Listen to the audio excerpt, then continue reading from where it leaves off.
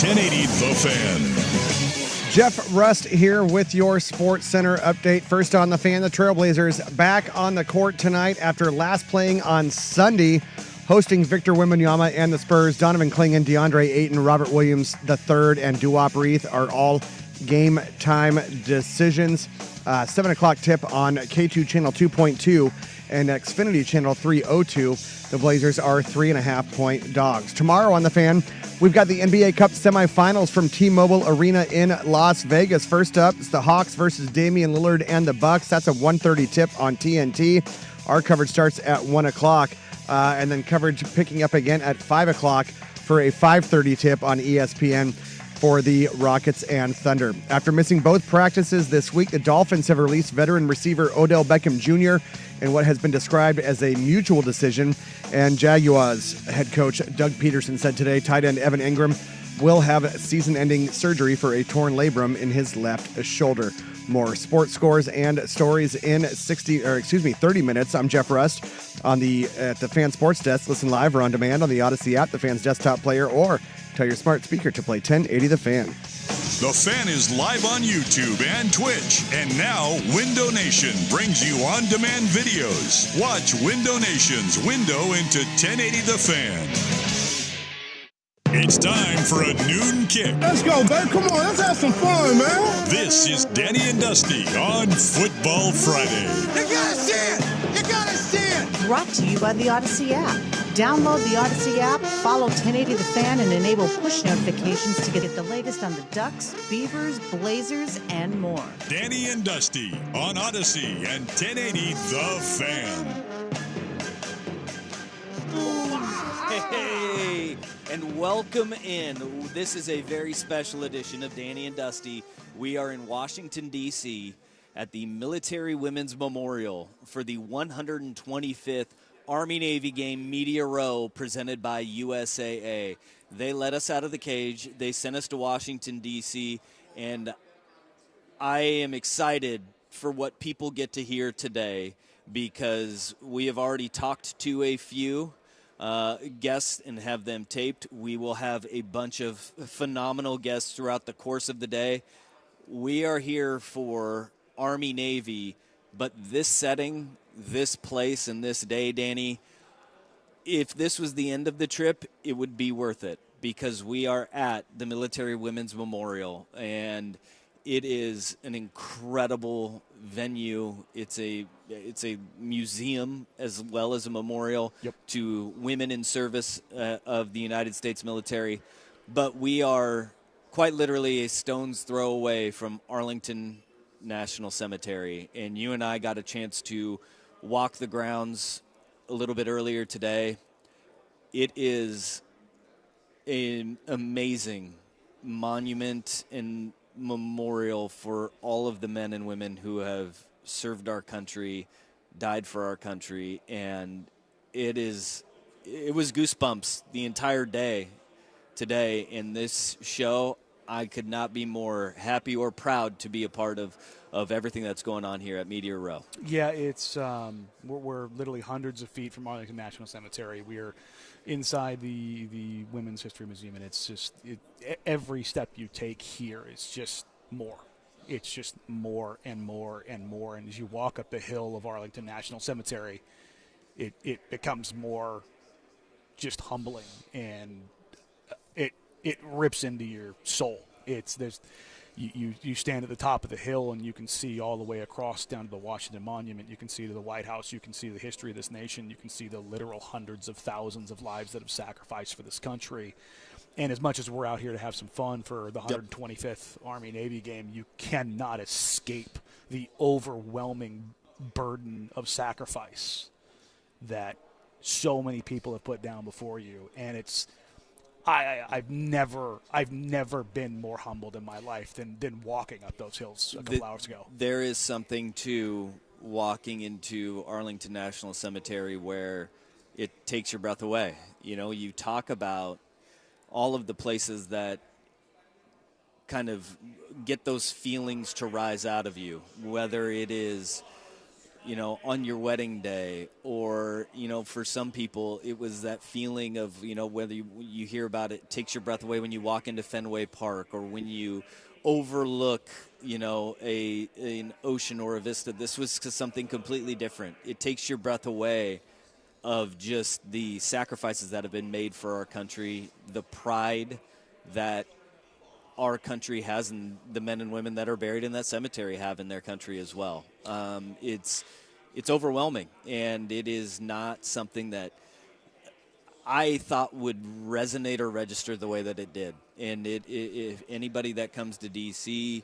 or comes back east, everybody will go to the Washington Memorial or Lincoln Memorial. No, the White House, Arlington National Cemetery is a must visit. It is something that it will reach into your soul. It will grab you by the spine, and it will humble you, if for nothing else, the sheer mass of humanity that's out in front of you. It's absolutely incredible. We are happy to be here, though, and I can't wait for tomorrow's Army-Navy game. But today, the events that we have today, and the fact that the guests that will be joining us to talk about the Army-Navy game here on Media Row, presented by USAA. We got some heavy hitters, man. I mean, we have already, coming up on today's show, we will have Nicole Auerbach, NBC Sports, college football analyst, Rich DeMarco, the Army play-by-play voice. Joe Theismann will join us, Super Bowl champ, NFL MVP. Ever heard of Joe Theismann? Lieutenant General Stephen Gilland. And we will also hear from 2 cadets. And you want to be blown away by some human beings? Yeah, how about you talk to some of these cadets and midshipmen that are at the West Point and at the Naval Academy, because they just sit there and they run laps around you. I mean, I walked away from this station a few minutes ago to go talk to the superintendent of the Army's academy, and he says, "Hey, have you met Second Lieutenant Alma Cooper?"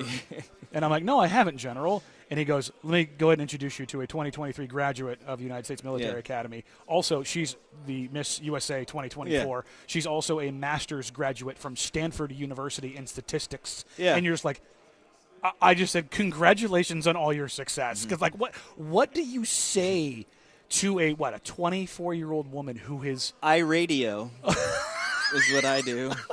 Who is... Me good with words. Who is arguably one of the most successful young people you will ever come across in the history of this country. Nah, you just don't. You went to a school. You graduated from a academy where you need to get a letter from a senator to attend. Yeah, you have to probably graduate as a valedictorian, if not a salutatorian. I would say so. Yeah, you are pushing STEM research in a male-dominated field, in a male-dominated academy world. The walls and barriers and things that she is not even breaking down, has broken down at a level of success that she is at. I don't care how dark you think the world is or how much you struggle to believe in the youth. When you see a person like that at that age, I think the world is going to be okay. You're just like, you know what? We're going to be all right, guys. We're going to be all right. We'll also have Vice Admiral Sean Buck. He's the former superintendent of the Naval Academy. Nate Boyer, former Green Beret, who turned into an NFL player. We'll find out what's next on his list. He has notched off. He wanted to be an actor, done that. Yeah. He's also producing and directing. He wanted to go and join the military, so he just became, the most badass human beings in the world, Green Berets. And then he was like, you know what? I'll play Division I football at Texas. Yeah. Did that. And then played in the NFL. So I've got to ask him what the hell's next. Yeah, I mean, when you think about Nate Boyer, I think it automatically links you to the very short list of former servicemen and women, or I just said in the NFL, former servicemen who also played in the NFL, the Pat Tillmans of the world, the Villanuevas of the world. Alejandro Villanueva. It's a very short list of the successful professional athletes who also serve their nation. Yeah. Ron Rivera will join us. Ah. He's a Super Bowl champion and a former head coach in the NFL. Pretty Pretty successful. Pretty successful guy, too. As you walk around this place, there's a Golly. lot of success, Yeah. not emanating from you or I, but from the guests that we have. Yeah. I mean, Zach Leonsis, he is, I don't know, they own the Wizards. Capitals.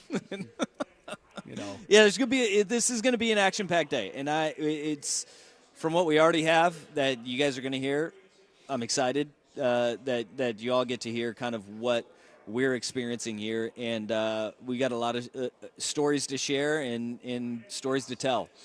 We are live from the Military Women's Memorial. It's for the 125th Army-Navy game, Media Row, presented by USAA. It's going to be wire to wire. There's going to be a lot of interviews, a lot of guests. You're not going to want to miss them. The stories, the S-talking, and the overall sense that you get of the meaning of this game, I'm excited for and what it means for the country as a whole. Where we're going to start, though, we're going to get Nicole Auerbach on, NBC Sports college football writer and analyst. She is going to sit down with us. We're going to talk some college football. We have to talk college football playoff with Indeed. Nicole. And it'll start out very sportsy, and then we will get into the nitty gritty. It's going to bounce back and forth. We're going to get sportsy. We're going to talk a lot of America. A lot of America. A lot of military, but this is going to be a fun ride, and you can be along with us. Vancouver Ford text on It Travels, 503-864-6326. Your dollar goes further at Vancouver Ford. They treat you right before, during, and after the sale. Visit them online, vancouverford.com. All right. We are underway. We will share some pics as the day goes on as well. We got our engineer on site is Lewis. He has already been kicking butt. Rust is back in the studio. The party rolls on. Danny and Dusty live from Media Row, presented by USAA for the 125th Army-Navy game. Nicole Auerbach, NBC Sports, joins us next. This is Danny and Dusty on The Fan. Hello, sports fans.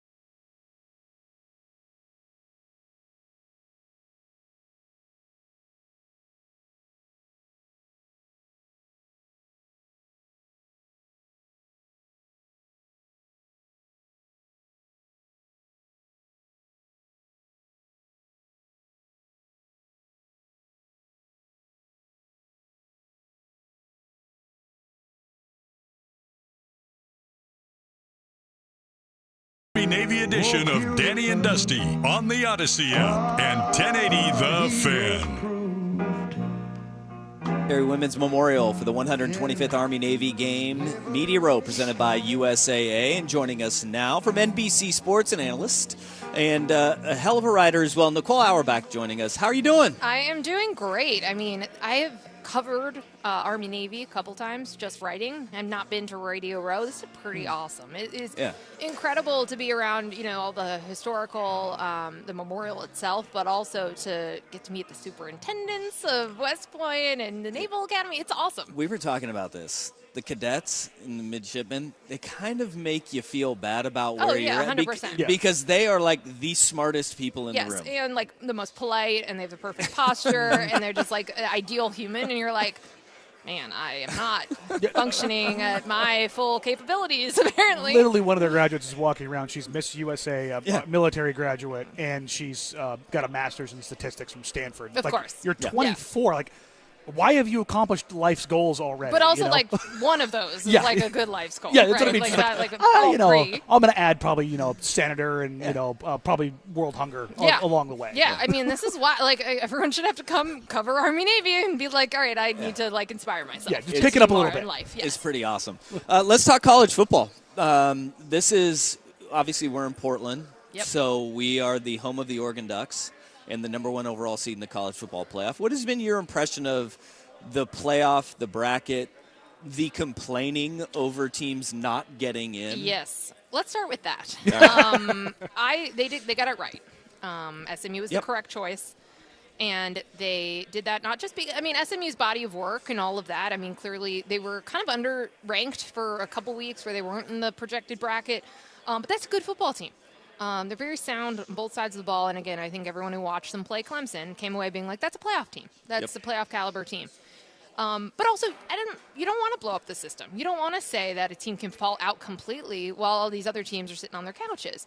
So if you care about the college football ecosystem and want it to kind of look the way it does now, of course you have to put SMU in. If you want to blow it up and get rid of conference championship games, sure, that's fine. But that would have happened immediately, and everyone has these deals locked in, and there's just, you want to incentivize participation in them. So again, Alabama, all the teams that were left out, plenty of reasons to beat yourself up for it, right? Okay, don't go and lose to two unranked teams. Don't get blown out by Oklahoma and not score a touchdown 2 weeks before they pick the bracket. Sure. That's who you are at the end of the year. That's who you are on the road, and that's what you would have had to do. Ole Miss, don't be the only team who loses to Kentucky. Right. South Carolina, I think, was a team I would have liked to see Lenora Sellers in the playoff. Would have been awesome. Sure. But I'm glad that the committee said, hey, head-to-head results mattered. What happened on the field between these teams with Alabama and Ole Miss and South Carolina matters, and that's going to box them out, and they're not going to get in. Miami, defense wasn't very good, didn't have good wins.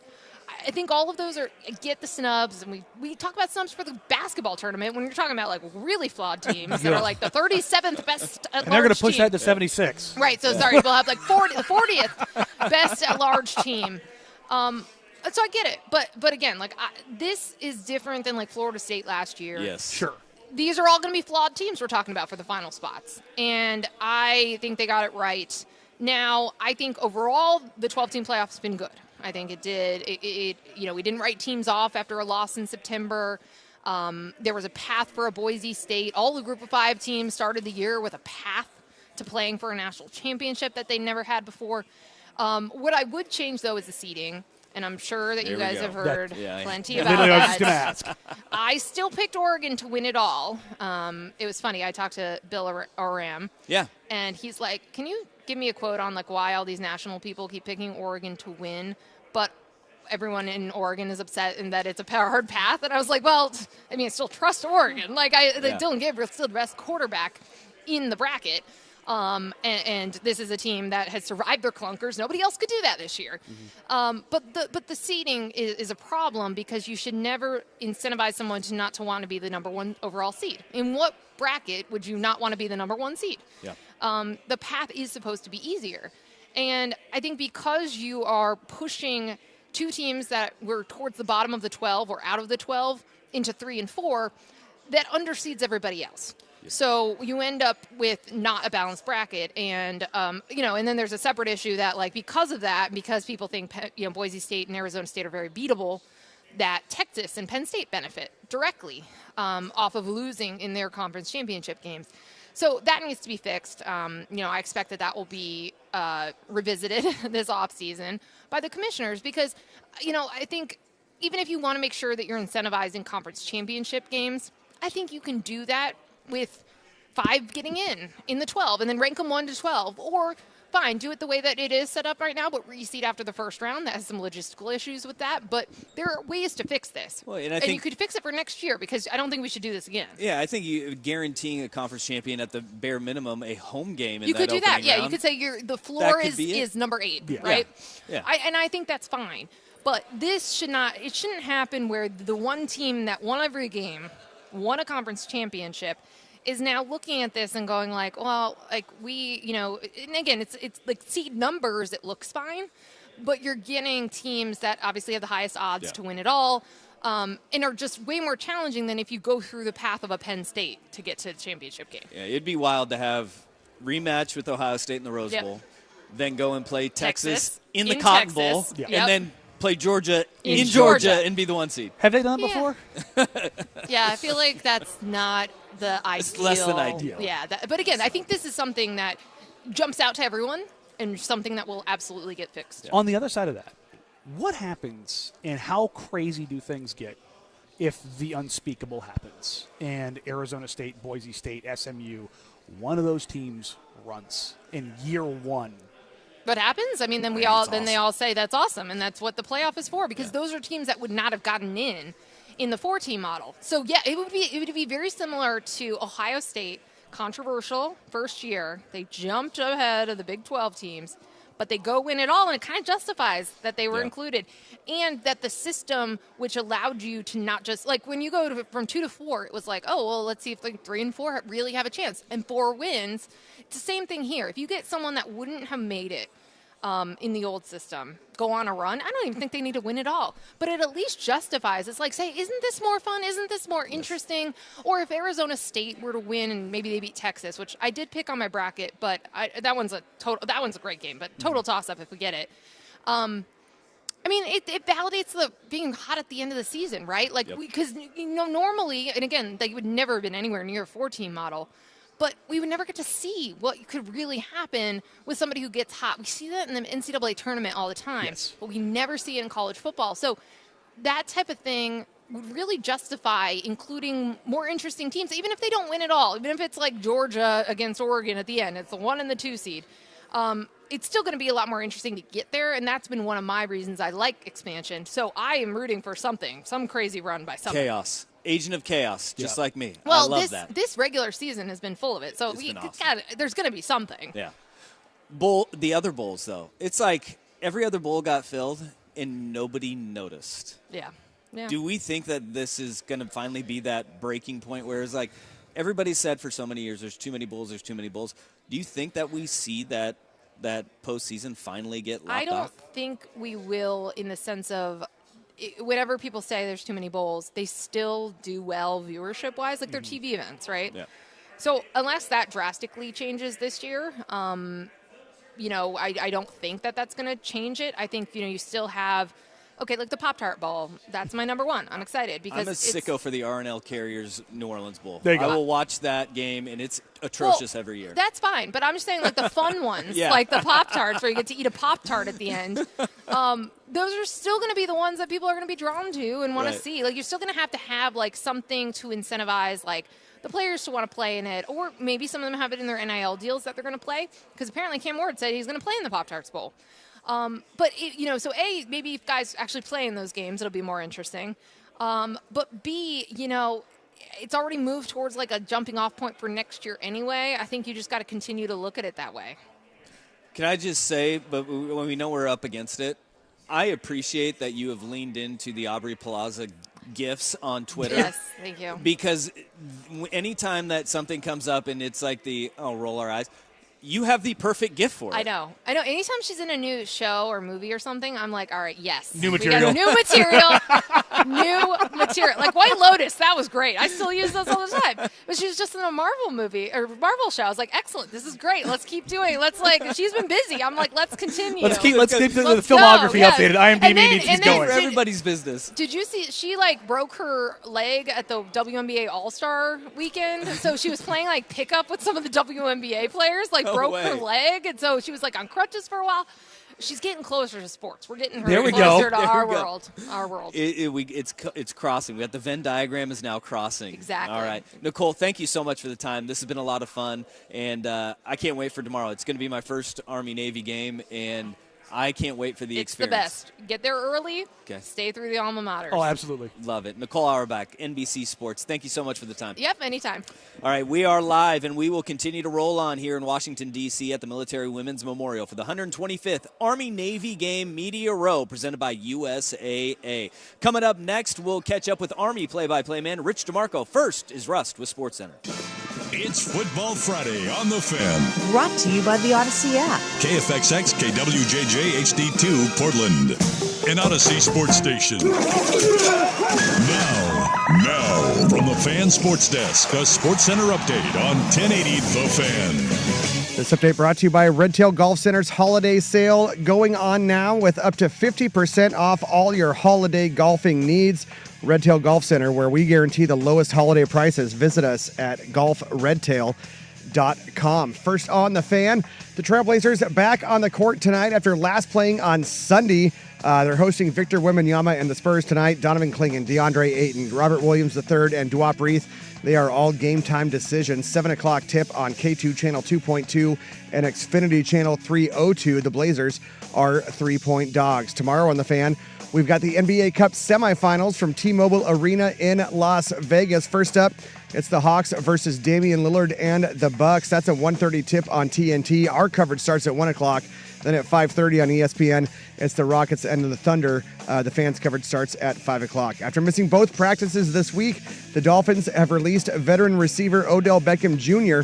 in what has been described as a mutual decision. And Jaguars head coach Doug Peterson said today tight end Evan Ingram will have season-ending surgery for a torn labrum in his left shoulder. More sports scores and stories in 30 minutes.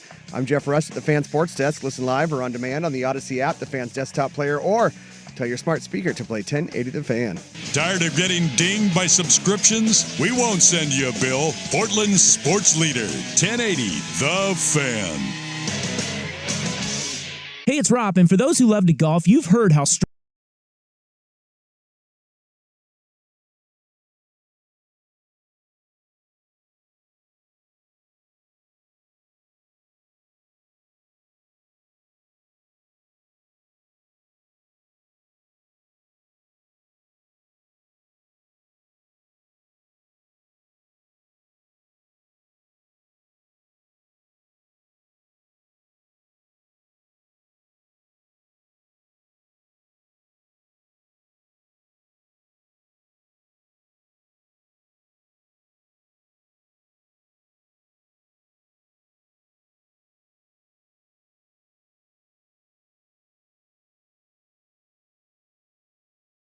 rewards on every ticket. And as the official ticketing partner of ESPN, Vivid Seats is offering you $20 off your first 2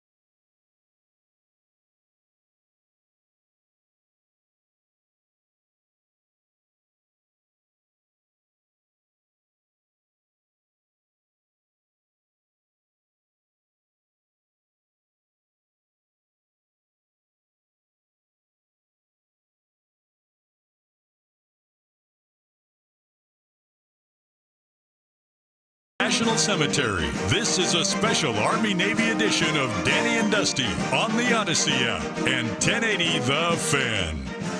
Welcom back in. We're here at the 125th Army-Navy game presented by USAA. We are at Radio Row near Arlington National Cemetery here at the Military Women's Museum. And Radio Row has been absolutely incredible. And a guy who's been a part of an incredible run this year is Rich DeMarco. He is the play-by-play voice of the United States Military Academy. 11-1 on the season, Rich. Amazing. What a run it's been.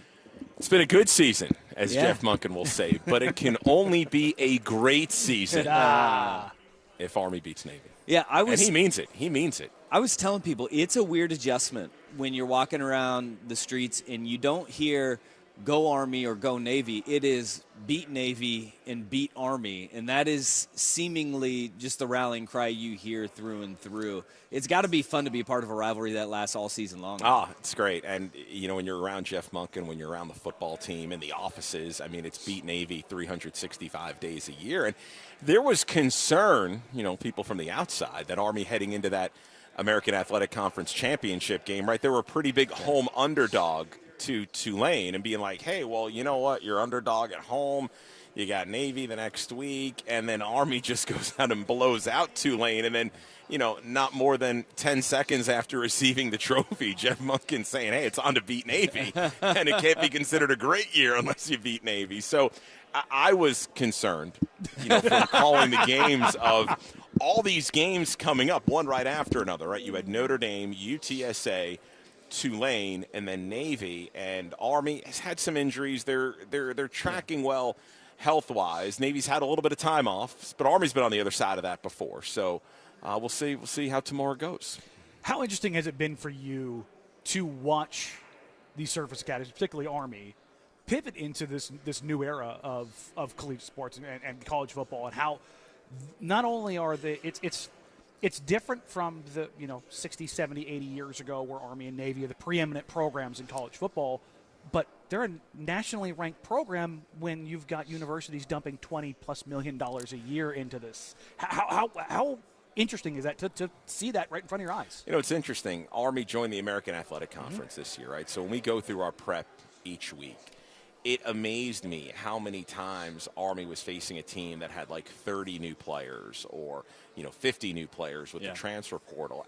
And I think small sample size, right? But I think this year has shown, and we'll see, time will tell, is there's something to be said for a program that can develop players over a number of years. Or teams in the American Athletic Conference, let's face it, aren't going to have the money of the teams in the Big Ten and the SEC, right? So if they develop a player, look at Darian Mensah, the quarterback of Tulane, right? He has this terrific year. He's a redshirt freshman, has this burst onto the scene, this terrific season, and they make the conference championship game. They lose. Army did a good job against them, and he's in the transfer portal, and he goes and signs with Duke. So, Bryson Daly stays in a program for 4 years. You can't begrudge Darian Mensah for bettering his situation, but the fact that Army and Navy are able to develop players against teams that have, now again, there might be a team that brings in, Tulane might bring in a quarterback that's better than Darian Mensah, but they might not.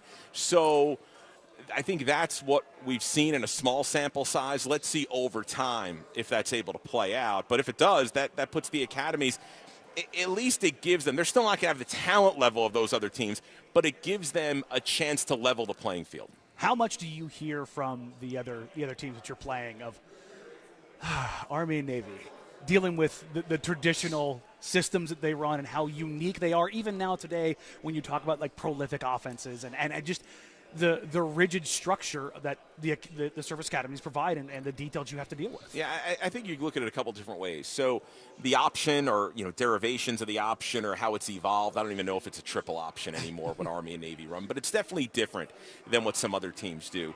There is there's a concern, right, that now you have teams are going to face both Army and Navy, right? So there's going to be more value in preparing for it. Mm-hmm. So it's not going to be like you're going to catch a team by surprise, right? But then there's also, I think, another equalizer is if you're turning over 30% of your team every year, there's going to be guys coming into the system that aren't going to know how to defend this. No so doubt about it. I'm not saying it's apples to apples, but it's something that can maybe level the playing field, where as much as it's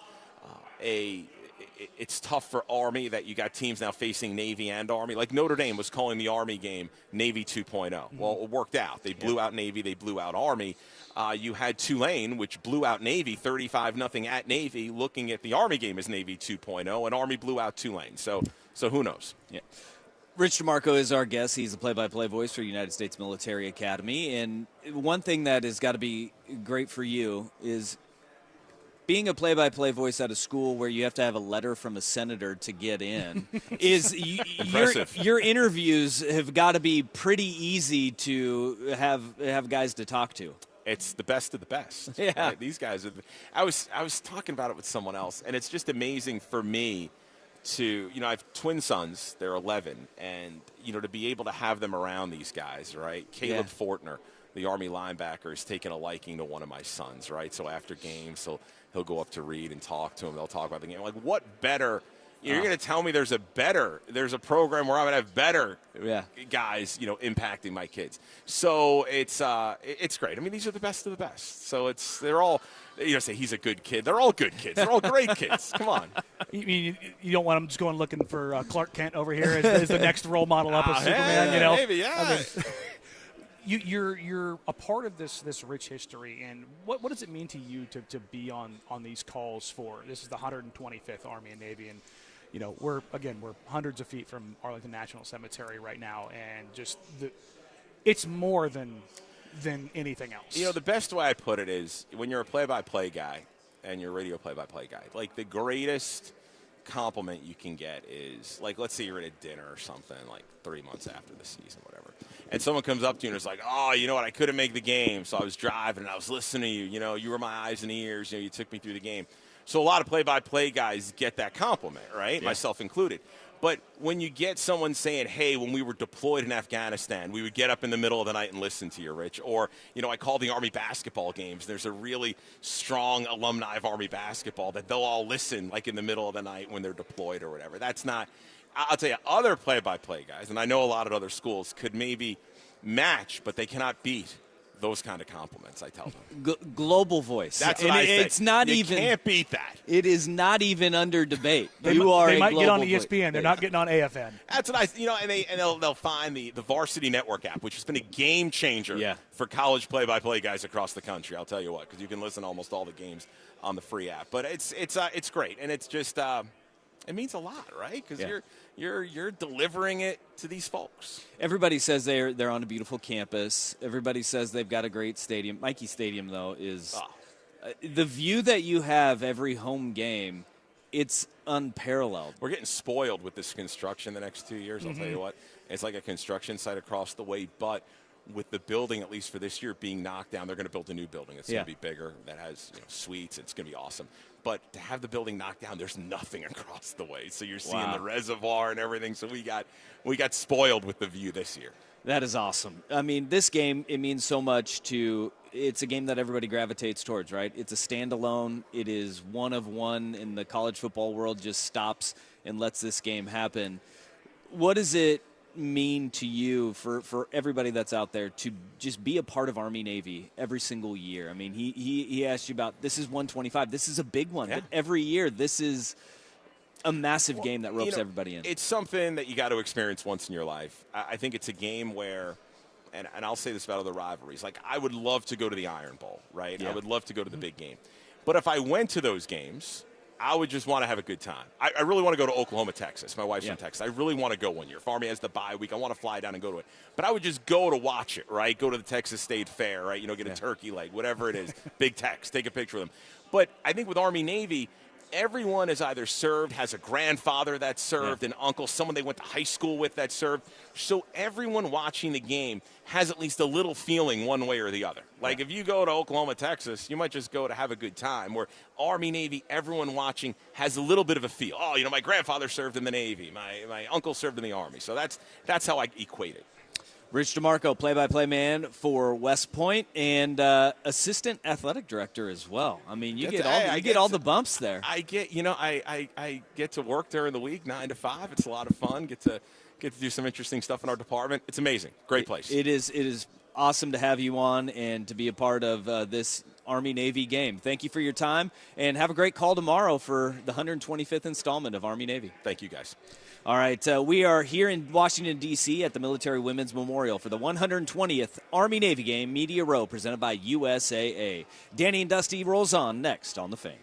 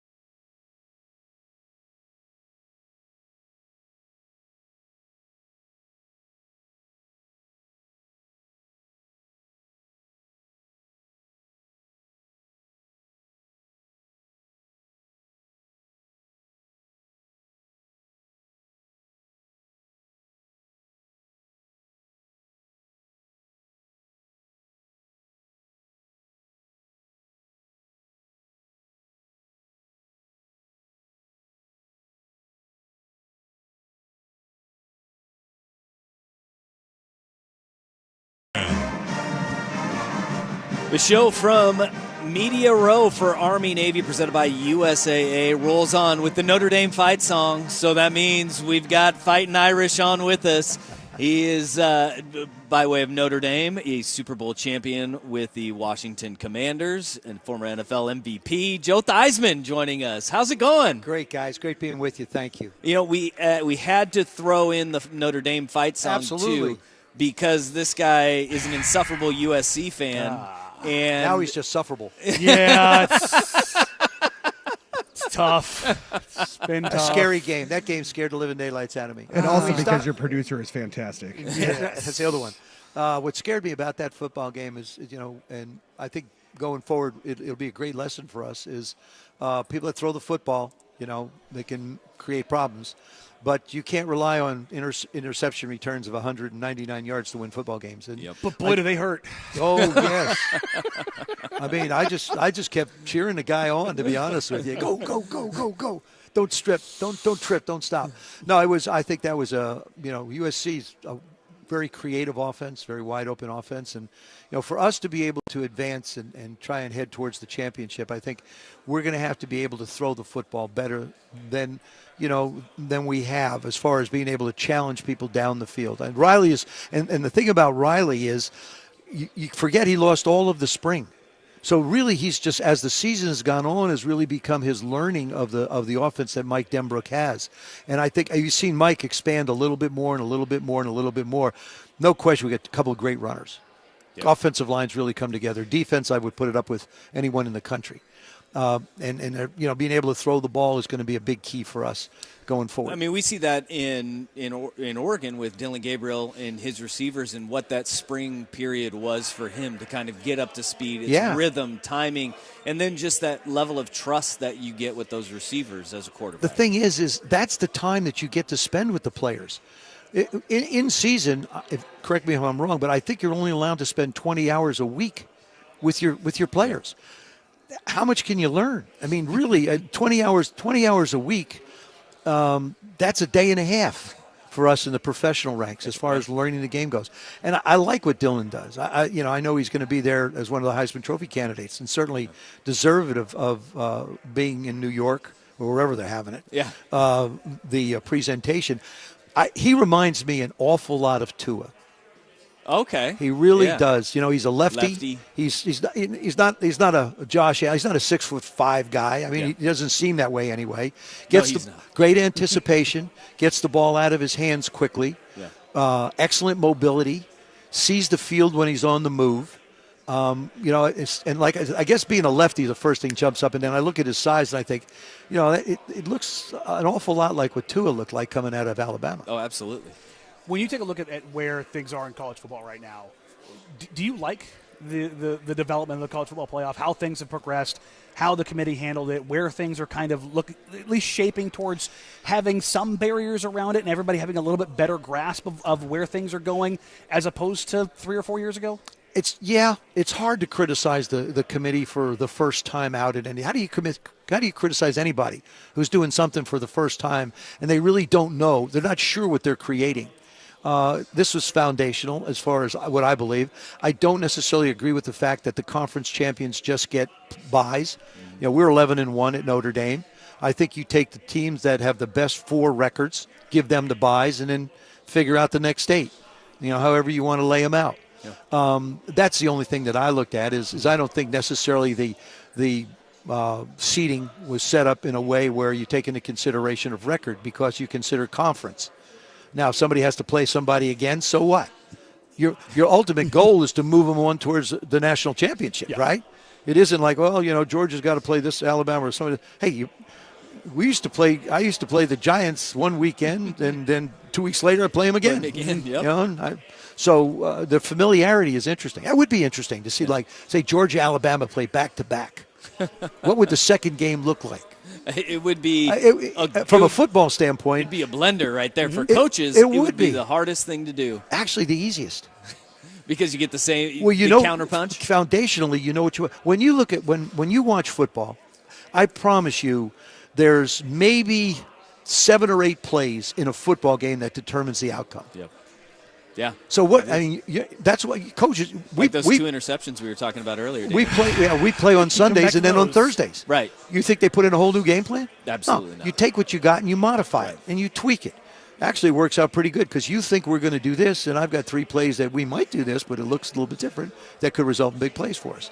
So yeah, but I think it's a start. I really do. And what drives me crazy is the portal.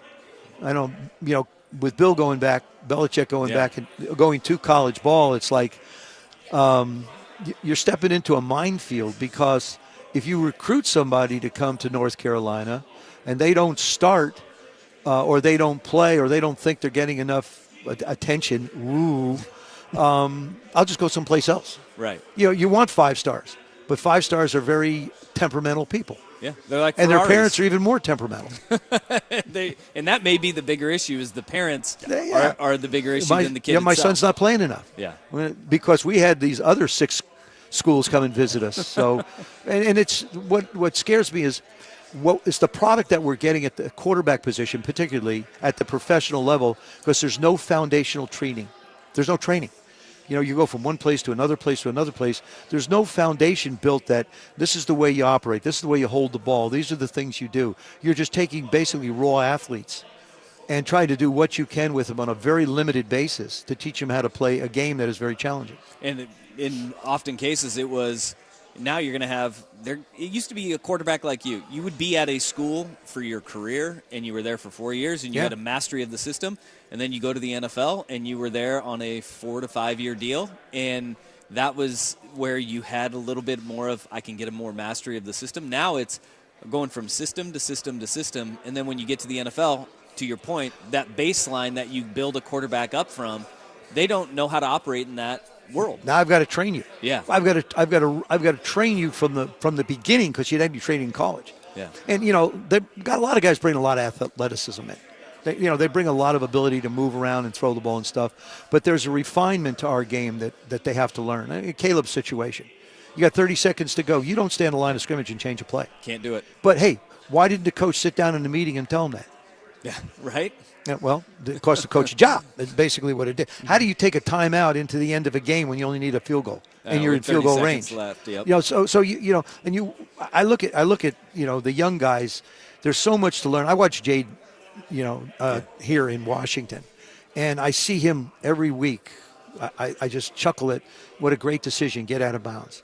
Don't slow down when you get to the sidelines thinking that the rules are going to protect you or this guy's not going to hit you, because it's 15 yards for you or for them, but it's a knee for you. Right. And so, and I tell young guys this all the time, don't figure that the rules and the refs are going to protect you.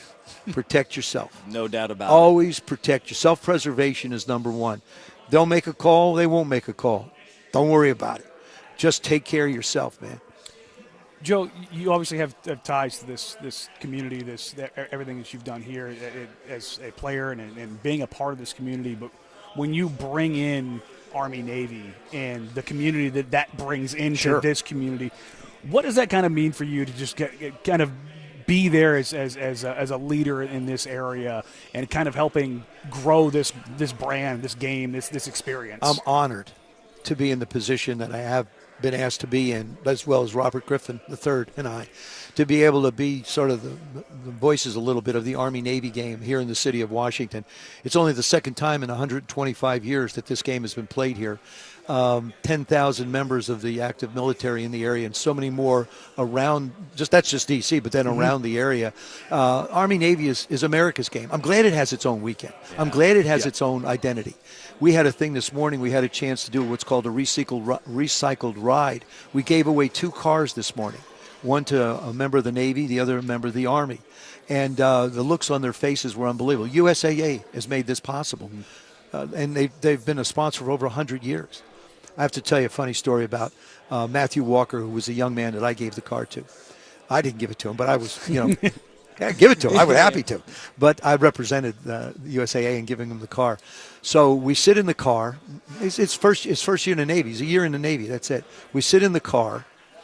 I said, how do you feel? He said, man, this is unbelievable. And so he's got the ignition keys, right? Yeah. And he's looking at the column, the steering column. He's trying to figure out where it goes in. The last car he had was a 1998 Civic. Wow. It didn't have push-button starts. Yeah. So I said, looking. I said, just put that in the glove, in the cup holder here, and just push the button. He pushes the button, the car goes on. He goes, cool. That is pretty cool. That is pretty cool. But that's what makes this whole experience so special. I've never been to an Army-Navy game. I am so excited for the opportunity to be there to see the pageantry. And like I said, I have an undying love for the military, for the men and women that sacrifice. One last little story I want to tell you. People call us heroes as athletes. They come up, you hear it all the time, you're my hero, you're my dad's hero, and then they go, my grandfather. I go, no, we're not going to grandfathership, okay? I appreciate that, tell me about your grandfather, me being his hero. But we were given gifts from the good Lord to be able to run, jump, shoot, whatever it might be. These men and women that put that uniform on, they go to work every day. They don't know they're coming home. I go to work every day. I got a pretty good idea that I'm coming home. And that's why we ought to appreciate them, as the Army-Navy game does, and as America should, to let every one of them know that they're appreciated, they're loved, they're cared for, and that their sacrifices do not go unnoticed, and that we appreciate everything that they do. And so I tell everybody this around the country. I do motivational speeches all over the country. I said, look, when you see somebody in uniform, a simple thank you is all you ask. I have a restaurant here in town called Joe Theismann. It's not too far away in Alexandria, Virginia. I walked into the restroom last night, and there was a young man in uniform. And I said, I just want to thank you for your service. He said, sir, I want to thank you for the opportunity to serve. That's what this game's all about. And that's a beautiful way to wrap this up. Joe Theismann, thank you so much for the time. We really appreciate it, and we appreciate you sitting down with us here. Good luck to Dylan, too, man. Yeah. Good luck. I wish him all the luck in the world. I think he's going to be, this quarterback class is not as big as some in the past, and he's one of the true stars in it, and I'm excited to see his future and excited to see where he goes. That's awesome. Joe Theismann, everybody. We roll on. Ron Rivera going to sit down with us, former head coach, Super Bowl champion in his own right, from Military's Women Memorial for the 125th Army-Navy game, presented by USAA. Danny and Dusty on The Fan. Hey, it's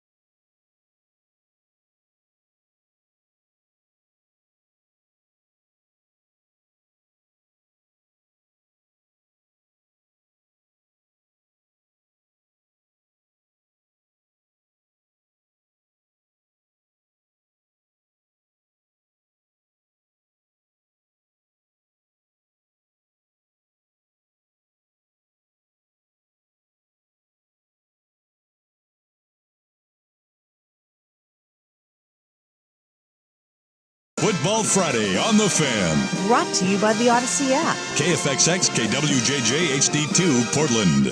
An Odyssey sports station.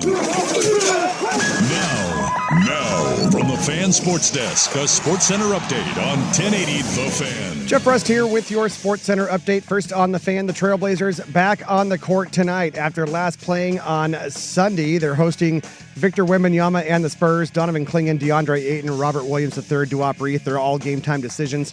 7 o'clock tip on K2 Channel 2.2 and Xfinity Channel 302. The Blazers are 3-point dogs. Tomorrow on The Fan, we've got the NBA Cup semifinals from T-Mobile Arena in Las Vegas. First up, the Hawks versus Damian Lillard and the Bucks. That's a 1:30 tip on TNT. Our coverage starts at 1 o'clock. And then again at 5 o'clock right here on The Fan, it's the Rockets and Thunder. That is a 5:30 tip. More sports scores and stories in 30 minutes. I'm Jeff Rust at the Fan Sports Desk. Listen live or on demand on the Odyssey app, the Fan's desktop player, or tell your smart speaker to play 1080 The Fan. The Fan Merch Locker has a new long sleeve tee and hoodies in your favorite college colors. Get yours now at 1080thefan.com. It's Football Friday on The Fan. It's a man's game now. This is a Football Friday edition of Danny and Dusty. Brought to you by the Odyssey app. Download the Odyssey app, follow 1080 The Fan, and enable push notifications to get the latest on the Ducks, Beavers, Blazers, and more. Football Friday with Danny and Dusty on 1080. We have great expectations. The Fan. Hour number 2 here from Media Row, presented by USAA for the 125th Army-Navy game in Washington, D.C. We are at the Military Women's Memorial at the gates of the Arlington National Cemetery, and it's been an honor to be here and take in everything that is the Army-Navy game. And it's also an honor to talk to Ron Rivera, head coach and Super Bowl champion, too. Thanks for taking a few minutes for us. How are you? I'm doing well. Appreciate it, guys. Thanks for having me. You know, the military has been a huge part of your life, you know, with your father serving, and this game coming to D.C. is probably a pretty cool thing for you to see up close and personal after this only being the second time now the game has been in D.C. And, you know, I've had an opportunity to see it before. Actually, when I was with the Eagles,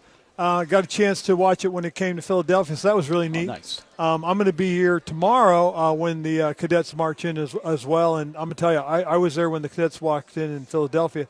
It's spectacular. It really is. This past spring, I was invited to come speak. I spoke to the football team, spoke to some of the senior class, and what a tremendous honor it is to be able to go up to West Point and speak to the cadets. When you go up to those, you see that opportunity, you have a unique perspective as a child of a service member. What is it like when you're looking at people that are, you know, third your age, and you look at what's lying out in front of them, knowing what your father did, what service means, what sacrifice means to family? It's an amazing thing because exactly what you said, it's about service and sacrifice. The commitment they make to our country is tremendous. And I got to go into classrooms and listen to them be lectured, listen to them, you know, do Q&As with the professors, the officers that were teaching the classes. And you watch these people, how they hold themselves accountable, how they are responsible for things already at the age of 18, 19, 20, 21. You're thinking to yourself, gosh, these are the people that are going to lead our country in the future. And you feel really good about it. You really do. When you get to know who some of these folks are, and I've stayed in touch with several of them, they reach out and you know, ask questions all the time. It's funny, I want to speak about leadership, okay? I mean, I'm a football coach. And, okay, I may lead guys into a game, never into battle. And when you get these questions from these young people, I think about those things. God, these folks may be, you know, leading someone into battle, so I better say something smart, something wise that hopefully they can rely on. And it is an amazing thing. It really is to have them ask you questions. You know, it is. There's always that correlation between military and football because of the lessons that you can learn from the game of football, the resilience, the determination, the fact that you have to be regimented in what you do. But I'm sure it is amazing for you to see a guy who's coached at the highest level, to see these young people that you talk to who that is the commitment that they're making from their entire life, and it's not for millions of dollars. No, and they practice it every day. Yeah. You know, I grew up watching what it meant for the chain of command. This is how things go. This starts here and it works its way down. Okay, these folks are living it right now. I grew up with it, but they're living it, and they're going to be part of this. You learn how important discipline is, that it doesn't matter what happens. This is how we always do things. We do things this way. Why? Because it's the right way to do it. Not because you're forced to or you must, but because it's right. And when you look at other kids today and some of them, and you sit there and go, just walk by all that garbage and don't do anything about it. I was walking on campus and there was some on the ground. 2-3 cadets reached down at the same time to pick it up and put it in the garbage can. Right. And you just go, wow, but it's a little simple thing like that just shows you. It's that old saying is character. Character's not, what you do when people are watching. It's what you do when people aren't watching. Mm-hmm. Yeah. That's what's important. And these young men and women do it the right way all the time. Ron, growing up in a military household, what informed you in your development and your principles and how you wanted to impart leadership into players, into development, whether it's an NFL veteran of 10 years or a rookie? Like how did that impact that? Well, the biggest thing I learned, first and foremost is the best coaches I ever had were my parents. All right, and they set an example. Okay, they set a standard. And what happens with the standard is whatever you accept at that point, okay, is what you tolerate, all right? And what you tolerate is what you accept. So in other words, if we got up in the morning and we didn't make our beds and our parents said that was okay, guess what happens? We never make our beds. When we get in the morning, the first thing we did was we made our beds, okay? And that was just it. I mean, you learn to do that. That was part of the discipline of it, but it was also what the standard was, okay? Every Saturday morning at 6 a.m., you're getting up still, and you're cutting the grass. You're washing the cars before we do anything. We played baseball. If we played baseball at 8 a.m., most of the chores were done before we left, and if they weren't done before we left, they were done after we got back. And that was just the way it was. So the standard was set. Well, that's one of the first things you learn as a coach. You come in and you set the standard, and you tell guys, this is what's acceptable, this is what's tolerated. What we tolerate is what we accept. So we set it that way. As a head coach, there is also this little element that you have to be able to manage personalities, and you got to be able to deal with a little bit of crazy. Yes. In that, and sometimes you have, the standards that you set and what you tolerate and what you don't. How, as a head coach, do you manage that many different personalities in that realm? I think one of the things is that there are some things that you do accept and you do tolerate, but you do it per person.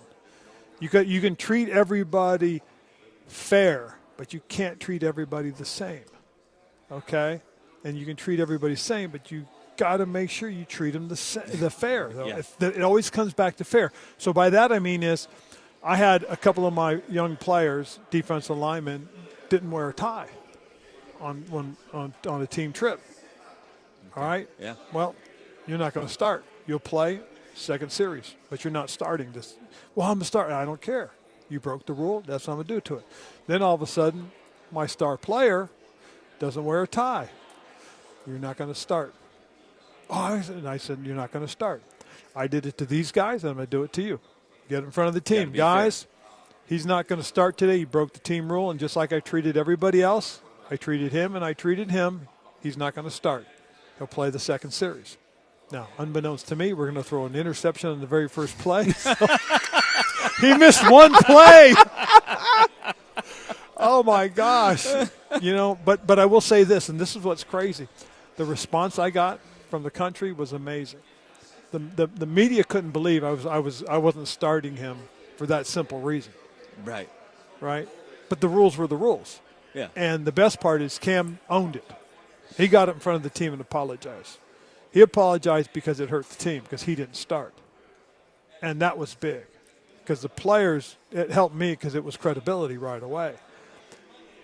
Unbeknownst to me, the responses I were going to get were going to be unbelievable. I received hundreds of letters from coaches, from teachers, from parents. Wow, you doing what you did just showed my kids it doesn't matter who you are going to be held accountable. Absolutely. And that was one of the best things that could have ever happened and in terms of, an example for leadership. The other thing, too, is, and it's interesting because you got to find out the reason why guys do things, okay? And I know Cam Newton is, in my opinion, had a 7-year stretch and was one of the greatest quarterbacks during that era until he hurt his shoulder. And one of the things that I always tried to get him was to conform, to do things a certain way and not be so flamboyant. And one time we had a huge discussion about it, and he said, look, Coach, he said, I got to show some people that I can do it being who I am. And I thought, wow, okay. I said, but I got to understand even more. And he said, look, I'm playing from a different perspective. Okay, I'm black. And I have to do it being who I am. And just having him say that to me made me realize that trying to push him to be somebody he isn't, that wasn't right. Yeah. So I said, look, these are our core values. You stay within the team's core values. You can be who you want to be. Keep your personality. Be who you. But he made me understand and realize that that's exactly what these young people have to understand, is that we have a set of rules. You live within those rules. That's exactly all we need. You can be who you are, do things your way to a degree, as long as they fit our rules. That is a great way to kind of take this whole segment full circle from where you started in the military upbringing to how you instituted that as a coach. Ron Rivera, thank you so much for the time. This has been great. Thank you for being here on Radio Row. No, I appreciate it. Thank you guys for having me. Ron Rivera. We're here in D.C. at the Military Women's Memorial for the 125th Army-Navy game presented by USAA. We continue with Vice Admiral Sean Buck of the former U.S. Navy Superintendent. Danny and Dusty on the Fan.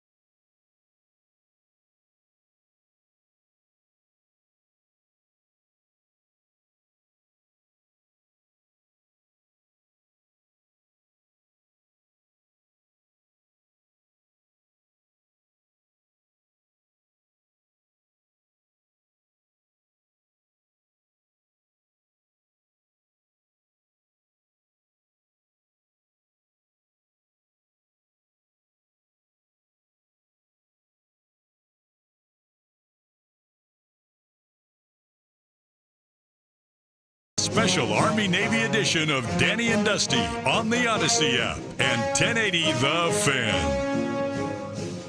All right, we were going to be joined by former U.S. Naval Academy Superintendent Sean Buck. He had to cancel. I think that sometimes these guys who have stars on their uniforms. Yeah, the stars and bars. Yeah, They're the pretty officer important. class, as it were. They may find some things that pull them away from doing sports radio in Portland, Oregon. Yeah, that'll happen every now and then. But we do appreciate when they do take the time that they do have for us. So you're telling me that I put in Anchors Away for nothing? No, you didn't. No, you didn't, because we are here on Radio Row for the 125th Army-Navy game presented by USAA.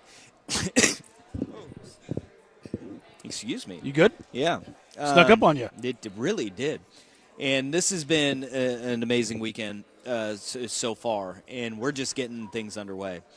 We have a bunch of interviews that are lined up that we will get to. Still to come.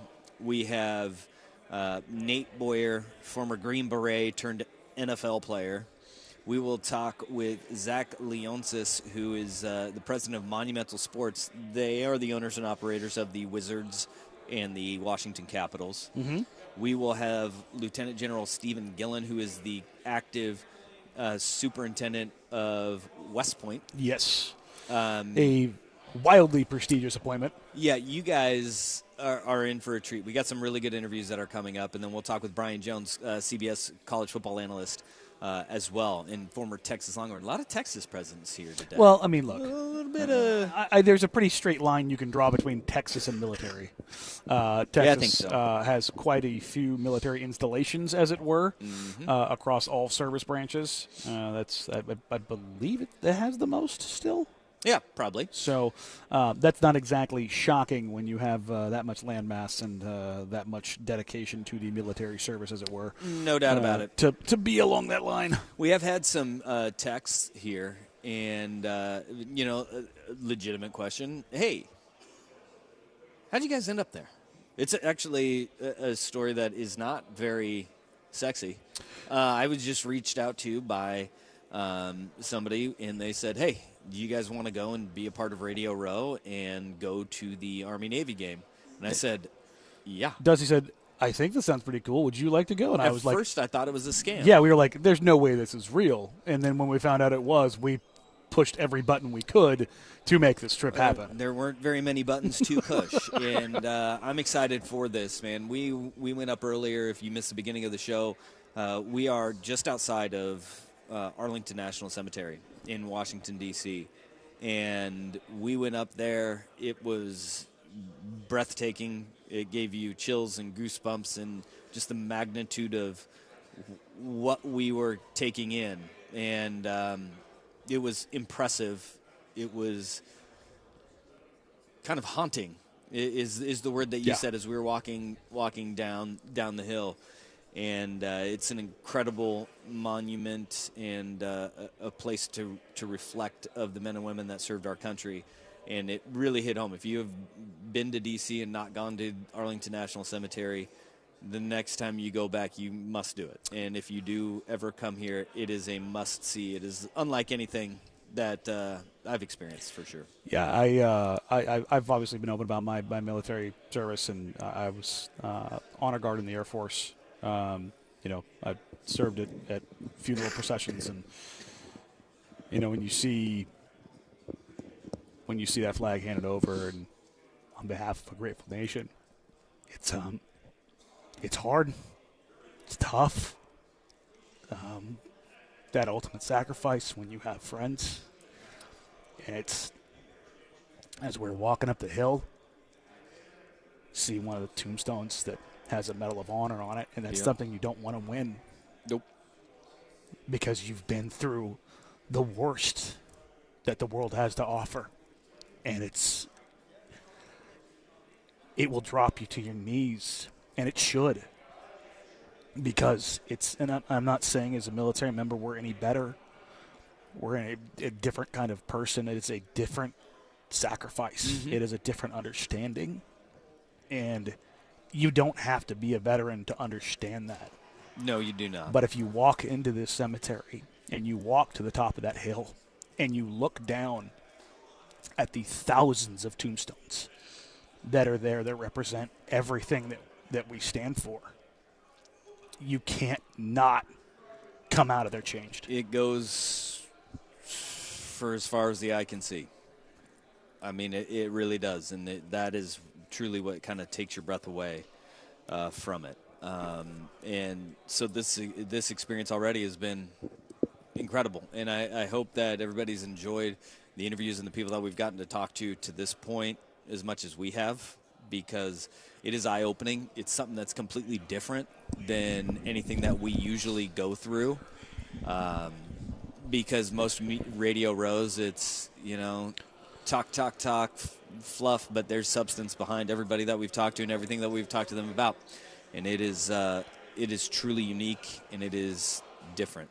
It's different. This is unlike. This isn't Pac-12 media days. It's not Big Ten media days. It's not Oregon, Georgia. It's not the Super Bowl. And it's not to say that those aren't great, fun, real lifetime experiences. Yeah. This is wholly different. And it is a day that the entire college football world pauses to recognize as well. It's the only game in FBS football tomorrow. And it'll be noon kick on CBS. It's going to be an incredible one at Northwest Field in D.C. where the Commanders play. I'm looking forward to it, man. I cannot wait to see everything that this game and the event around it has to offer, because you think of the pageantry that is discussed about it. It's not just fluff. It's for a purpose, right? It's not just, an alma mater being saying there's purpose and there's meaning behind it, especially for the seniors they'll be doing that for the last time. There's purpose to the march on and everything that happens for both of the cadets and the midshipmen that come into the stadium and what ensues for the next 3.5 hours after. There's far more meaning than just a football game. And the crazy thing is the football might mean the least. Yeah, no, it absolutely that's does. the thing is, like, tomorrow morning we're going to get there and we're going to watch these young men and women who are giving, sacrificing their lives or putting their lives on the line, march out. And it's going to be for something more than school. It's going to be, and this isn't this to some people. This may not resonate or ring true, or they may not understand it. It is self-sacrifice. It is for you, the civilian. That is what it is for. It is the willingness, knowing that when you sign that dotted line, that you are putting yourself on the razor wire, that you are willing to lay down so that others may cross. That's what you sign up for when you go to these academies. That's what you sign up for when you enlist. That it is when you walk out there and they do the flyovers and they do the processions and the pomp and circumstance that goes around it, it means something. And that's the thing that, honestly, look, I'm excited to watch a football game tomorrow. It's gonna be awesome. But watching this next generation of soldiers and sailors, that's what I'm excited to see tomorrow. Well, let's talk to three of the more impressive people that you will hear today. Truly, it is eye-opening when you get a chance to talk to any of the midshipmen or cadets, and when you get that opportunity to really see who these people are. They are some of they call them best and brightest, right? That really comes through. Yep. We had a chance to sit down with Caroline, Slade, and the guy who runs the show at West Point, Lieutenant General Stephen Gillen. We got a chance to talk to some cadets at West Point and the guy who runs West Point. And it's an incredible conversation that we had with those three earlier today. That's coming up next. But first, you got Rust with the SportsCenter update. This is a Football Friday edition of Danny and Dusty. Brought to you by the Odyssey app. Now, from the Fan Sports Desk, a SportsCenter update on 1080 The Fan. This update brought to you by Langdon Farms Golf Club. Good or bad weather, the golf course is always the driest around. Download the Langdon Farms app today to get all the latest news and specials. First on the Fan, the Trailblazers back on the court tonight after last playing on Sunday. They're hosting Victor Wembanyama and the Spurs this evening. Donovan Clingan, DeAndre Ayton, Robert Williams III, and Duop Reith, all game time decisions.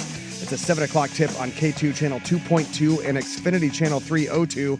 The Blazers are 3-point dogs. Tomorrow on the Fan, we've got the NBA Cup semifinals from T-Mobile Arena in Las Vegas. First up, it's the Hawks versus Damian Lillard and the Bucks. That's a 1:30 tip on TNT. Our coverage starts at 1 o'clock. And then again at 5 o'clock right here on the Fan, it's the Rockets and Thunder. That's a 5:30 tip on ESPN. After missing both practices this week, the Dolphins have released veteran wide receiver Odell Beckham Jr. in what has been described as a mutual decision. Jaguars head coach Doug Peterson said today tight end Evan Ingram will have season-ending surgery for a torn labrum in his left shoulder. And on the diamond, the Cubs acquiring Astros outfielder Kyle Tucker in exchange for third baseman Isaac Paredes. pitcher Hayden Wesneski and prospect Cam Smith. This according to ESPN's Jeff Passan. More sports scores and stories in 30 minutes. I'm Jeff Rust at the Fan Sports Desk. Listen live or on demand on the Odyssey app, the Fan's desktop player, or tell your smart speaker to play 1080 The Fan. Jump back to earlier parts of your favorite fan shows on the Odyssey app. The only way to rewind Portland's sports leader, 1080 The Fan.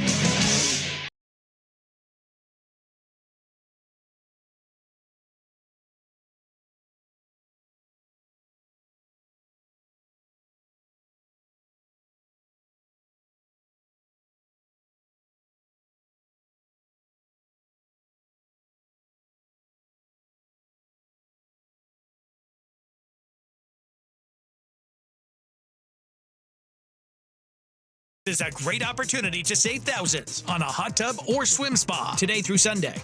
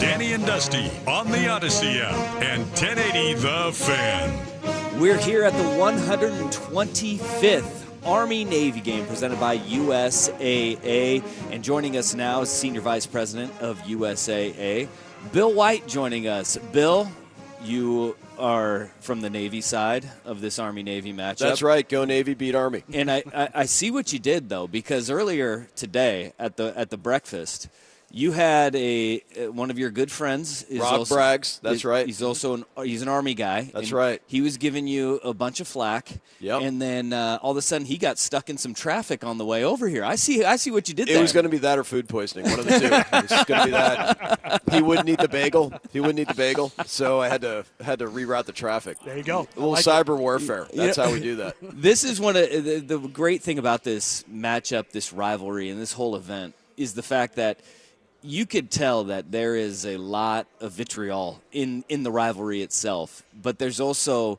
a ton of respect and admiration for the other side, and the back and forth that you guys both have. It comes through, and it's not like, Auburn in Alabama or Oregon in Washington where you're just at each other's throats all the time, because there's more to it than just the rivalry in the football game. It's a real sibling rivalry, So when you finish your time at the academy, you go out, you put the uniform on, you go down range, you serve together, right? So you're counting on each other really to look out for each other and in some cases save each other's lives. But while you're in school, it's fights on. Yeah. So you're going to have a good time with it. We cheer for them when we're not playing them. But, boy, when it comes to Army-Navy, no, that's it, right? Fights on, and we're there to beat them. I think we can push it past just the school alone. I'm prior Air Force, so, we're allowed to give each other absolutely. a particular amount of hell. All the stereotypes, you apply stereotypes to each service. You make fun of them for very particular things, and you give each other flack. And I think it really reinforces the bonds that you understand each other, that you respect the differences, and at the same time, just like it's your sibling, like it's your brother or sister, you're not going to let them get away with anything. But don't be a civilian on the other side. I think you can make the same joke. That's right. Sure. Yeah, exactly right. I sit back and I lay out on that then.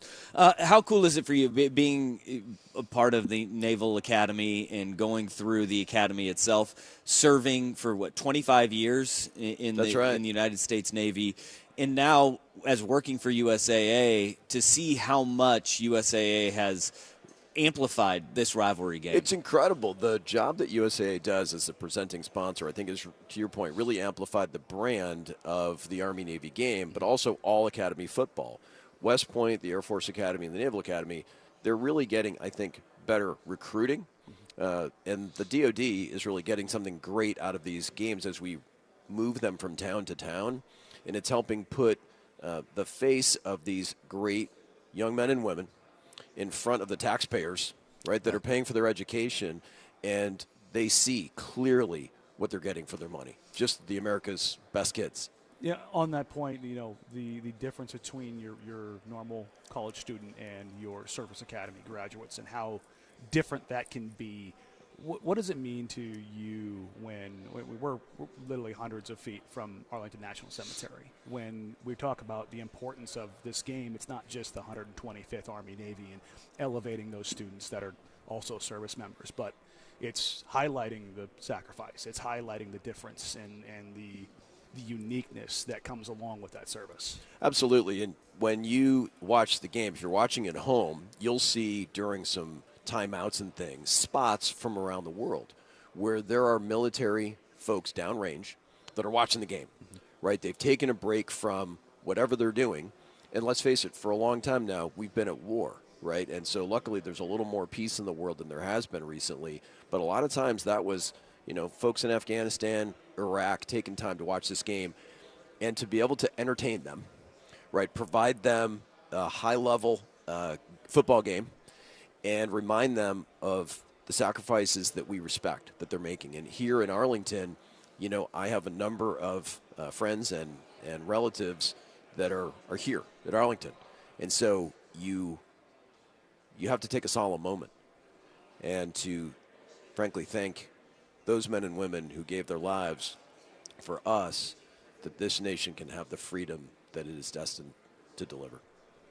Bill White is our guest, Senior Vice President, General Manager of Life, Distribution, and Service for USAA.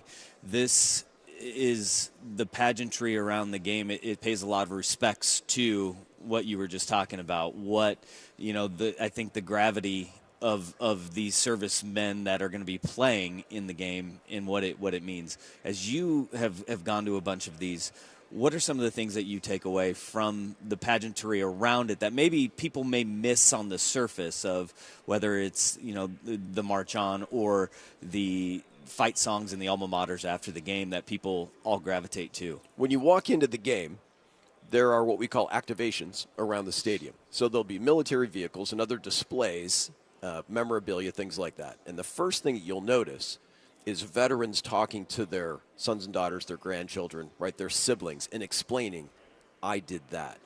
I saw this. I understand what this is. Let me tell you what it means to me. And so even before they walk into the stadium itself, you're already seeing these connection points and that passing on from generation to generation and the understanding of that sacrifice that's been going on for so many years in the United States. Then into the stadium, the fight songs, the march on, just the banter, really, because it's the kids don't sit that far from each other. So the way they set it up the stadium, the midshipmen and the cadets always are kind of like looking right at each other, and they're not too far from each other. So to hear them kind of harass each other in a great way, it's really fun to watch. It's really fun to watch. What is it about this game that it's not what it was in the 1940s, where an Army and Navy were two of the preeminent programs in the nation, but sure, you're seeing both of them come back to the fore, and you're seeing it kind of being uplifted again. The Army's obviously been on an absolute tear this season, and there was a point in time when Navy and Army looked like they might meet in a conference title game this season. How cool is it for you to be a Naval Academy graduate and to see that kind of that tidal wave, as it were, of support behind those institutions kind of come back into power?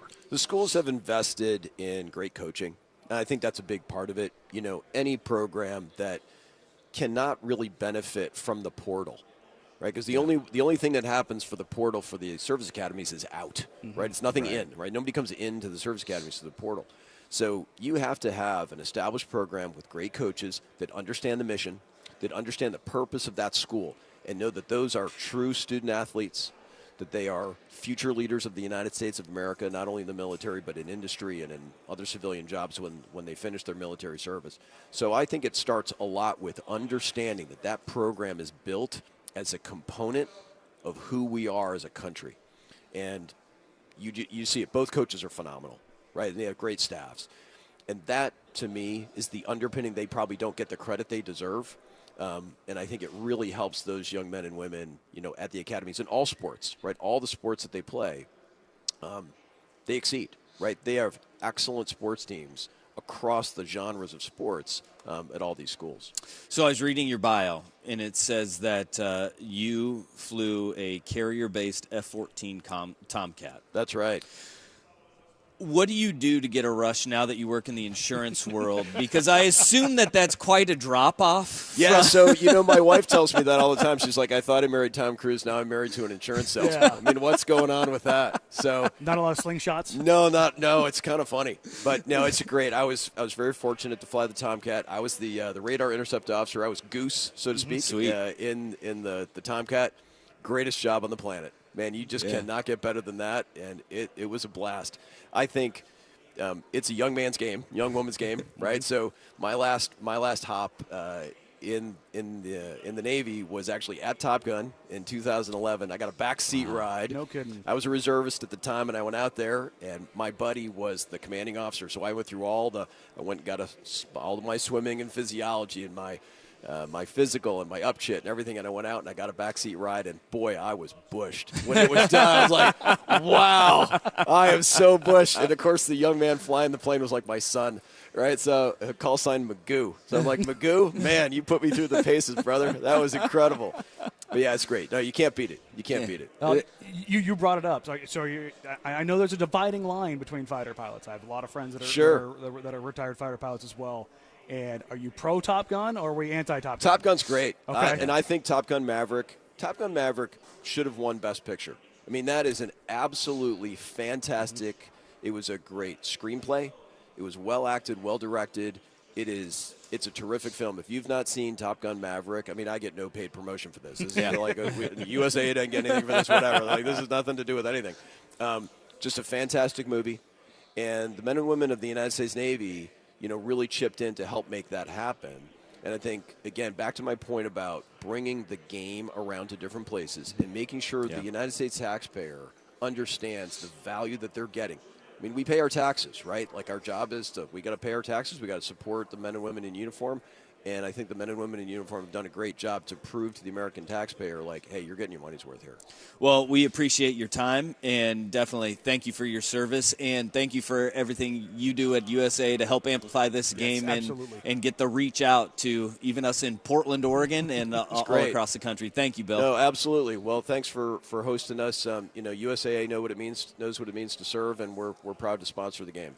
Thanks, Bill White, he is the Senior Vice President, General Manager of Life Distribution and Service for USAA. We continue from Media Row for the 125th Army-Navy game presented by USAA. Coming up at the top of next hour, former Green Beret turned long snapper in the NFL. Nate Boyer joins us. This is Danny and Dusty on The Fan.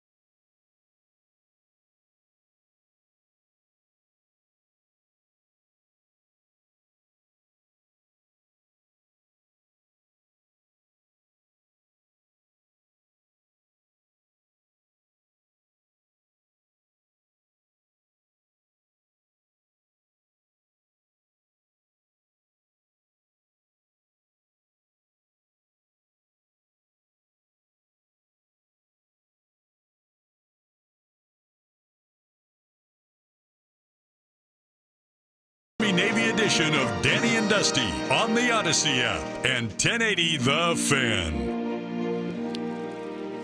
We roll on here in Washington, D.C., the Military Women's Memorial for the 125th Army-Navy game. Media Row today, presented by USAA. This has been an awesome day, and we're going to continue on. We're going to have Nate Boyer is going to sit down with us along with Mario Marquez of the American Legion. They're going to sit down with us at the top of the hour.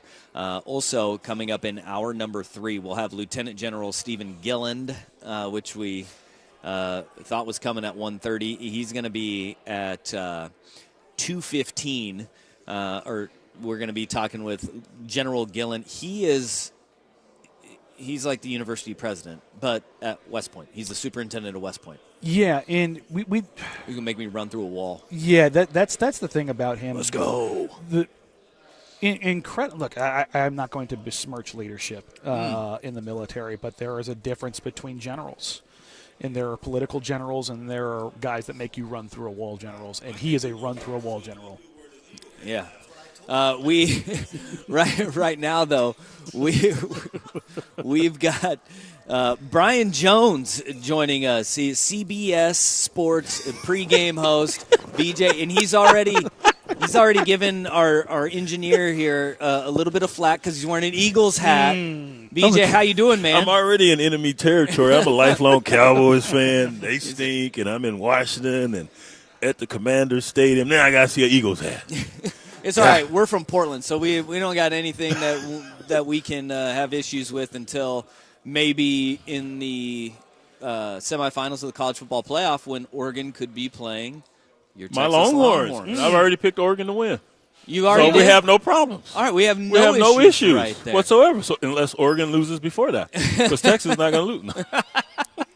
Hey, this is an incredible event, man. The Army-Navy game, it's different than anything else. And I know at CBS Sports you guys take a lot of pride in the Army-Navy game, the traditions that come with it. But I've been blown away with the magnitude of everything that surrounds this game, too, and what it means. You haven't seen anything yet. And wait till tomorrow. You have the march on, and then you get all the midshipmen and cadets in that stadium and all the fans. It's just a different experience. It transcends sports because of everything that's laying on the horizon for all the participants. They'll go from trying to beat each other's brains in to being brothers in arms, such as us with our siblings, trying to kick you-know-what. And then afterwards, we're all in this together. I love my brother. I can kick his butt. You can't touch him. and we're going to protect our family. And that's the dynamic that you experience here. And this is about, 10, 12 in a row, somewhere in there, and it never changes. You're overcome with this immense patriotism and emotions because it's just so cool. And it's the purest form of football as well. And these guys know each other so well. That's why you don't always have these high-scoring affairs. And hopefully we'll see if it changes considering the offensive prowess of both teams this season. But, yeah, it's unique. And the only way you can truly describe it is by going through this experience. So you'll feel it tomorrow, man. It'll be cool. Yeah, I think you highlighted something that's really interesting from the football side of things. Everything that goes around this, we've talked about this all show today. We're a couple hundred feet from Arlington National Cemetery, and the humbling that begins to just kind of overwhelm. Like you said, you've been here 10, 11, 12 times, and I'm sure it hits the same every single time. Army-Navy has historically been triple option, cloud of dust, yet there's an adaptation that has happened at these service academies on the athletic director side, on the coaching side, on the philosophical side. How different is it to see that, there's innovation happening at some of the oldest and most storied programs in college football? Well, Army, I'll start there first. They overcorrected because once they outlawed the chop blocks and all those things in certain areas, they said, well, we got to get away from what was a staple of our offense. And a year ago, it's like they overcorrected. Then they got back to doing what they do, running the option, the triple option. Blocking has been better between the tackles. Still cut blocking, but not as much. And what both have done, Drew Cronick going over as the new OC there at Navy, bring in a hybrid wing tee. And you've got his style. Neuheisel, who works for him at CBS Sports, calls it a sling tee because they have legitimate passing prowess with Horvath. The same with Daly at Army. Both of these guys have passed for over 1,000 yards. Now, usually they would throw a few rocks just to throw you off their running scent. Mm-hmm. Nah, it's legit, man. These guys are true dual threats. You got Daly, who's over 1,000 rushing. Horvath is about 25 yards away, somewhere in that number, 125 away. from being a 1,000-yard rusher, but they both can pass. It's legitimate. It's not to fool you. That's an integral part of their offense. Brian Jones joining us, CBS Sports. Now, you said it. This is football in its purest form. College football in its purest form. The rest of college football, it's the portal, it's NIL, it's everything else that is kind of running the game right now. When you look at kind of two ships passing in the night or going in opposite directions even in major college football and what we see here, it's amazing that you're seeing an Army team 11-1 in conference champions and the way that they're going about the business of it. Do you think that there's always the outlier, right? Clemson's trying to do it and they're in the college football playoff. Yeah. Do you think we may see some teams that really lean into it at the major college football level too? Well, the Blue Bloods, what they do, they have their foundation, and it's still built the old way through high school recruiting. Fill your gaps through the portal. You go and you fill a few voids through the portal. I think Texas this year, maybe they had the most, maybe 12, 15 guys they brought in. The most they've brought in as transfers since the portal was open, or since we had this new routine as far as the portal. So you're going to still have that where you just fill a few holes here and there. You won't have the garden variety, let's say 60 new faces, such as Arizona State, Colorado. But it's worked for them. You look what Cignetti did in Indiana, but he took his guys he had at JMU, James Madison.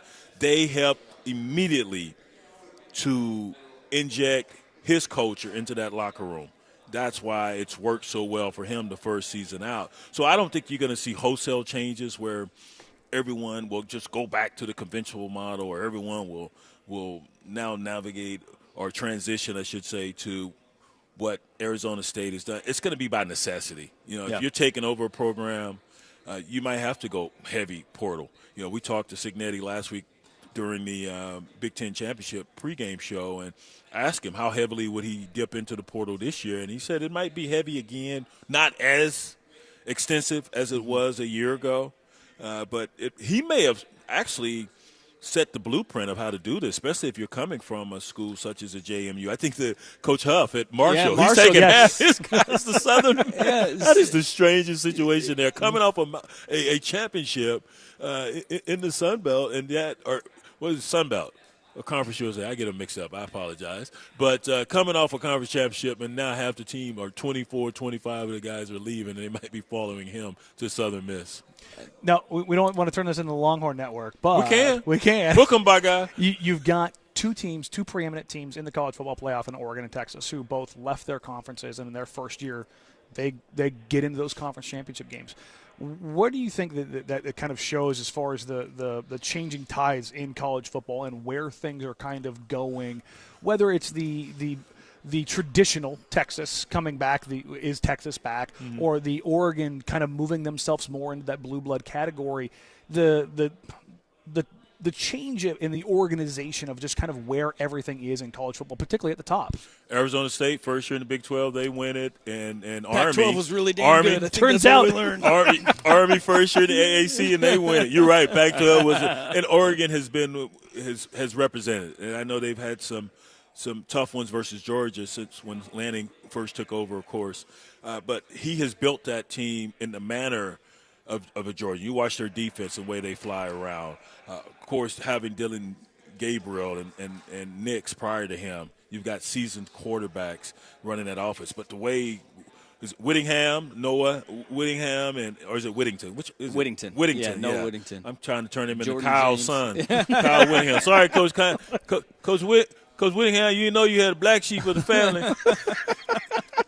You could have told us you adopted a black son, man. Come on. That sounds like a tough running back. If he's coming from if he's coached by Whittingham, come on now. Well, Whittington runs tough, and James too. So they run. They have similar styles, and they're a physical bunch. And so the point I was trying to make is that he has brought some of that Georgia to Oregon, and now they can not only compete in Pac-12, they can compete in any conference when you have that type of physicality and you're recruiting that type of talent. Same with Texas. To go into Tuscaloosa a season ago and knock off Bama in the manner in which they did proved, we're back. It's for real. And that was a year following where they played them really, really close at home, and none of us really gave them a shot, and they had a chance of winning that ball game. So Sark was told when he took over at Texas, about a week or so after he took over, we're having conversations with the SEC, and he was like, okay, I'm all for it.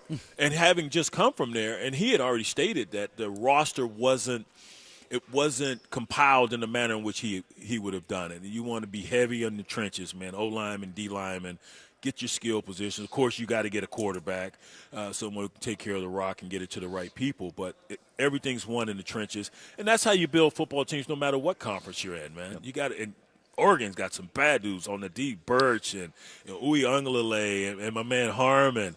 I mean, they Derek really Harmon get out. Is a disruptor. Oh yeah, and now this is what was shocking in last week's Big Ten championship. 2 touchdowns. What's the kid? 18, Kenyon. Yeah, Kenyon Sadiq. Mm-hmm. This dude his sweat has muscles. Yeah. I mean, you're talking about put together. I was like, and he's the backup because Ferguson's the top guy. He's right behind Dixon as far as record booked stuff. And then you got Sadiq. Made me want to go work out. That hurdle that he had. Yes. He had the exact same thing in a spring scrimmage. And it was, I went down to the scrimmage and I came back and I go, you will never guess what I just saw. And he couldn't stop talking about it. It was, you have got to see what he looks like. I said, he hit the hurdle. He got the trail leg over and did not miss stride. And then he does it in the Big Ten championship game. It was an incredible. Built like a brick, you know what? Incredible. Oh, my. Where's that kid from? Idaho. Yeah, right? You lying. No. Ain't no black people in Idaho, man. Every now and then. Whittingham, Atlanta, they're allowed one. BJ, let's this your one. You better make sure it's a good one now. We're going to give him muscles and athleticism and a little brain. No, I'm joking. No, I'm joking. Wow. We just playing America. Why everybody got to be all serious and chill out? Damn, go smoke one. We just playing. Everybody got to be all serious. Let's get to the real serious question here. Dylan Gabriel drives a minivan. That's his NIL. I can't stand him. Especially when he was at Oklahoma. Quinn Ewers drives an Aston Martin. What does BJ ask for in the NIL era for his vehicle if you take yourself back to the Texas days? Oh, man. I saw the fleet of Lambos they had out there. I had a vehicle. They took it back. I just had a little Chevy Jimmy back in the day. I don't even think they make the Jimmys anymore. They took mine back. They said, nah, you got to get that back. I was like, dang. I started out at UCLA. I took a pay cut when I transferred. We had NIL. It was under here. I ain't lying. Tell the truth. Statute of limitations is up. I got money from them. No, Terry Donahue's already got his statue in UCLA. They're not taking that down. Lendell White used to say that $150,000 used to appear on his bed in his apartment, and he just didn't know how it got there. I didn't ask. Don't ask no questions. You don't look a gift horse in the mouth. I love it, man. Thank you so much for the time. This has been a lot of fun. Appreciate you guys, man. Yeah, no, Good luck to you. This is great being out here. Brian Jones, CBS Sports pregame host, and we roll on. We've got a whole nother loaded hour. Nate Boyer next hour, along with General Stephen Gillen and Zach Leonosis, the president of Monument Sports. We continue next on The Fan. I'm Michael Jenkins, helping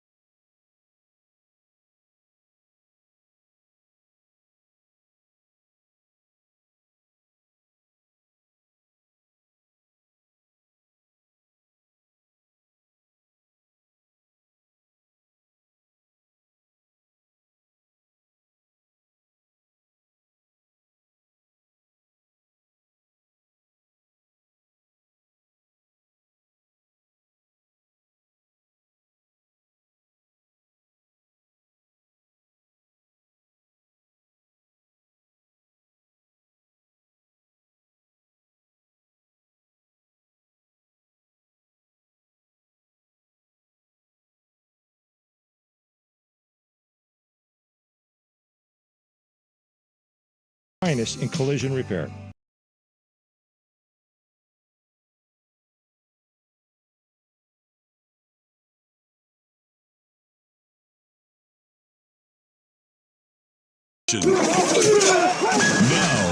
Now, from the Fan Sports Desk, a Sports Center update on 1080 The Fan. Jeff Rust here with your Sports Center update. First on the Fan, the Trailblazers back on the court tonight. They last played Sunday. Tonight they got Victor Wembanyama and the Spurs at Moda Center. Donovan Clingan, DeAndre Ayton, Robert Williams III, Duop Reef. They are all game time decisions. 7 o'clock tip on K2 Channel 2.2 and Xfinity Channel 302. The Blazers are 3-point dogs. Tomorrow on the Fan, we've got the NBA Cup semifinals from T-Mobile Arena in Las Vegas. First up, Hawks versus Damian Lillard and the Bucks. That's a 1:30 tip on TNT. Our coverage here on the Fan starts at 1 o'clock. Then with coverage starting again at 5 o'clock, it's the Rockets and Thunder for a 5:30 tip. 49ers head coach Kyle Shanahan did not mince words today, making it clear linebacker Devondre Campbell has played his last snap for the team. Campbell decided to not play in last night's game against the Rams, angering Shanahan and many of his teammates. After missing both practices earlier this week, the Dolphins have released veteran wide receiver Odell Beckham Jr. in what has been described as a mutual decision. Jaguars head coach Doug Peterson said today tight end Evan Ingram will have season-ending surgery for a torn labrum in his left shoulder. And on the diamond, the Yankees, they acquired closer Devin Williams from the Brewers in exchange for lefty Nestor Cortez, prospect Caleb Durden, and cash considerations. More sports scores and stories in 30 minutes. I'm Jeff Rust at the Fan Sports Desk. Listen live or on demand on the Odyssey app, the Fan's desktop player, or tell your smart speaker to play 1080 The Fan. Got a smart speaker? It's The Fan in your office and every room of your home. Tell your smart speaker to play 1080 The Fan. It's Football Friday on The Fan. Block somebody! This is a Football Friday edition of Danny and Dusty. Brought to you by the Odyssey app. Download the Odyssey app, follow 1080 The Fan, and enable push notifications to get the latest on the Ducks, Beavers, Blazers, and more. Football Friday with Danny and Dusty on 1080. Take the fight to them. The Fan. Hour number 3, Danny and Dusty here, Washington, D.C. We're at the Military Women's Memorial for the 125th Army-Navy game, Media Row, presented by USAA. And to kick off our third hour, we have got former Green Beret and Seattle Seahawk as the home of the Seahawks in Portland. We got Nate Boyer alongside him, is Executive Director of Government Affairs for the American Legion, Mario Marquez. Thank you guys for joining us and being here today. It's an honor. It's an honor to be here. Thank you. Look, this event, it's one of one around the world, and especially in college football, it's a standalone game. Nate, for a guy who your path was a wild one to the NFL, and it went by way of University of Texas to get to the NFL. What does it mean to you as a former Green Beret to see and sit back and watch an Army-Navy game? I know it means a lot. I mean, my first time coming here was after I'd already, come off active duty and finished all of my time. Finished my time in the Guard as well. So I was done with the military completely. It was the first time I came to a game.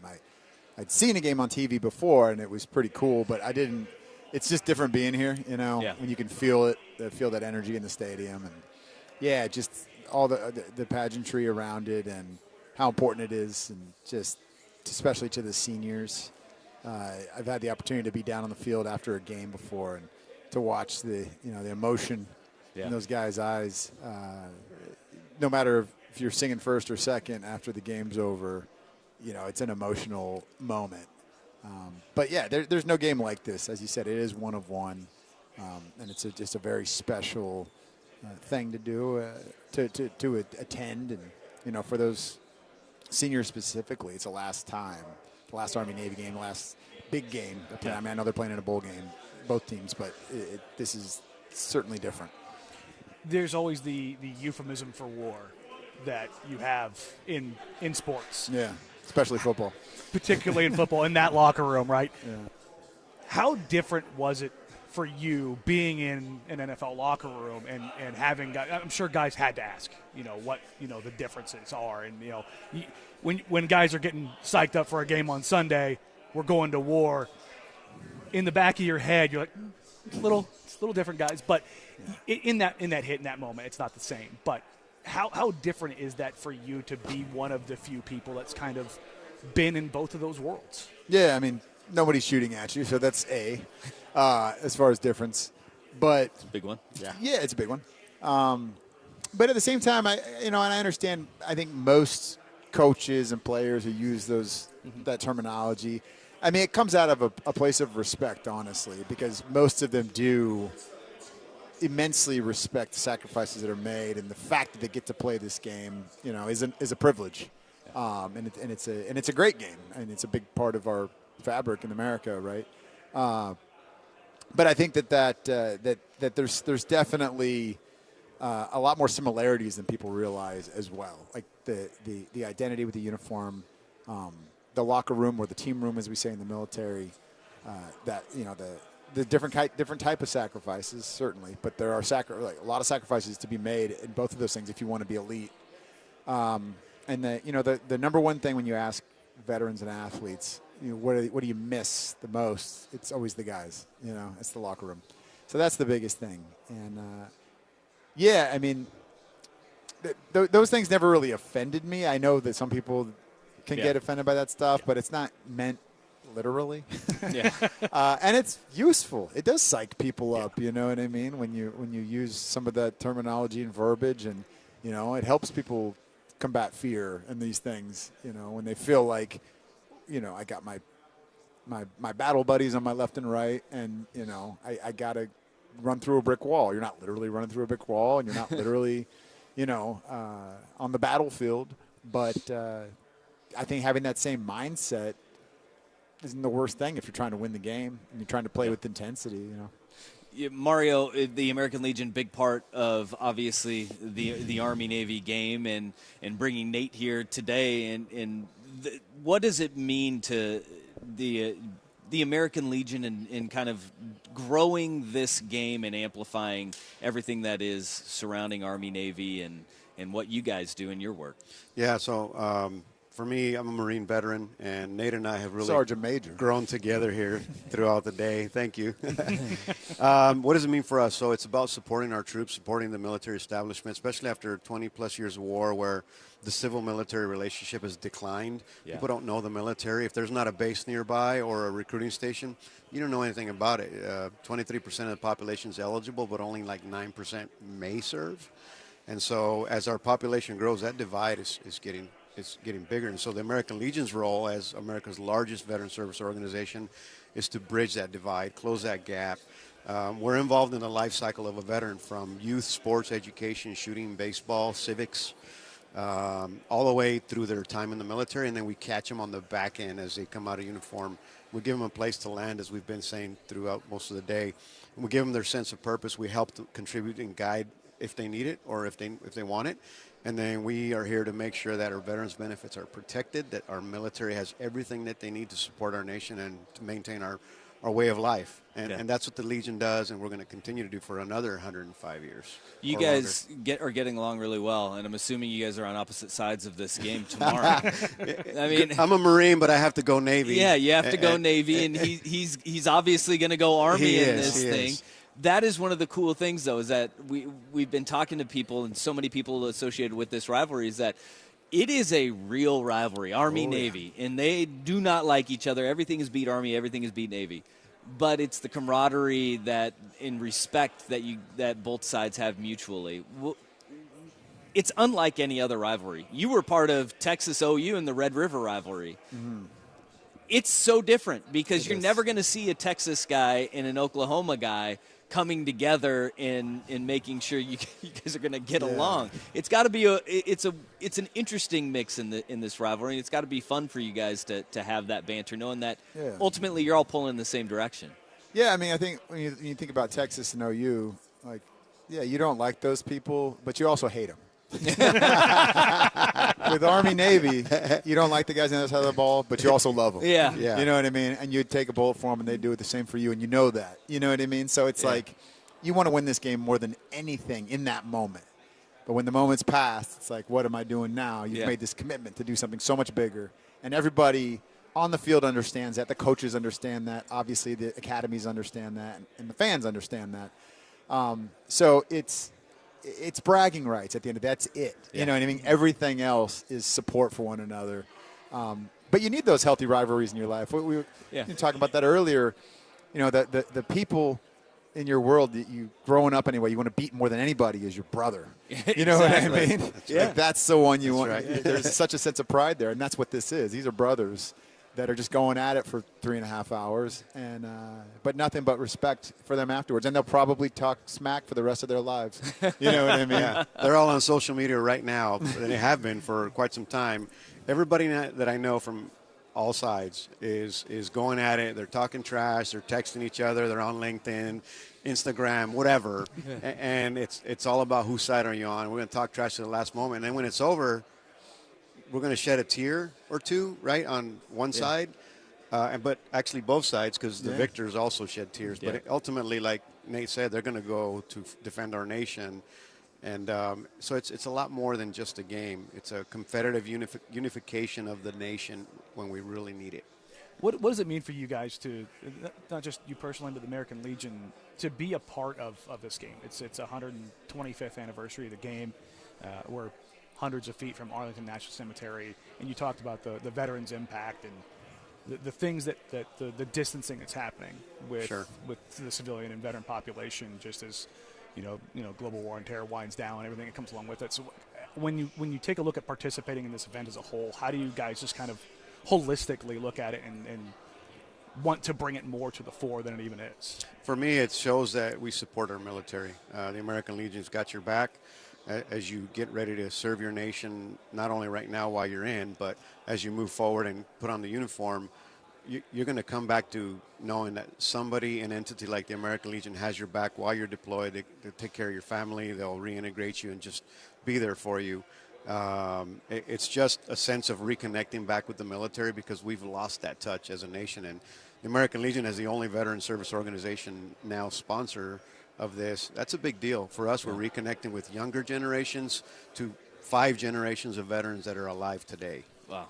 Nate, I got to ask you, like, what is it next that you want to do? Because, like, you tried to be an actor, and then you went to be a Green Beret and a badass.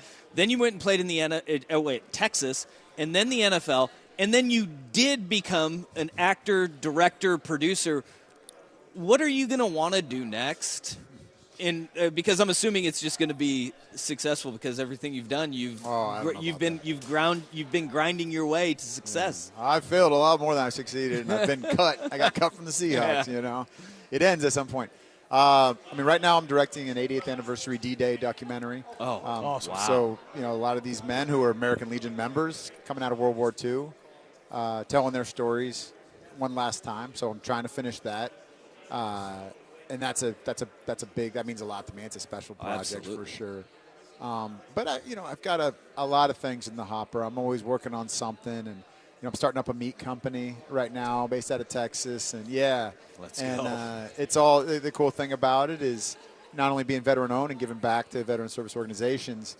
All the meat is born, bred, butchered, processed, packed, and shipped from one spot with one family, which is rare. And, trying to get back to that stuff, I think, is important for a lot of people. We want to support our own here in the States, and it's not easy to do, but there's ways to do it. You just got to be creative and, get behind the right Meat people. Man next. That's I don't know be if I the want next that title. That came out of left field. I didn't know that about Nate yet. It sounds like a different industry, the Meat Man. It sounds like I got something on it. Yeah, I was saying, the LinkedIn and social media posts might be getting a little bit better if Navy can pull this one off. We may keep it at Reddit. They're going to get thick and juicy.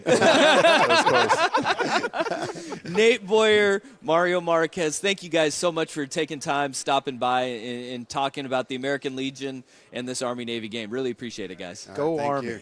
Go Navy. Hey, there we go. We are live from Media Row in Washington, D.C. at the Military Women's Memorial for the 125th Army-Navy game, Media Row, presented by USAA. Coming up next, Super Bowl champion, former NFL head coach Ron Rivera joins us. This is Danny and Dusty on The Fan.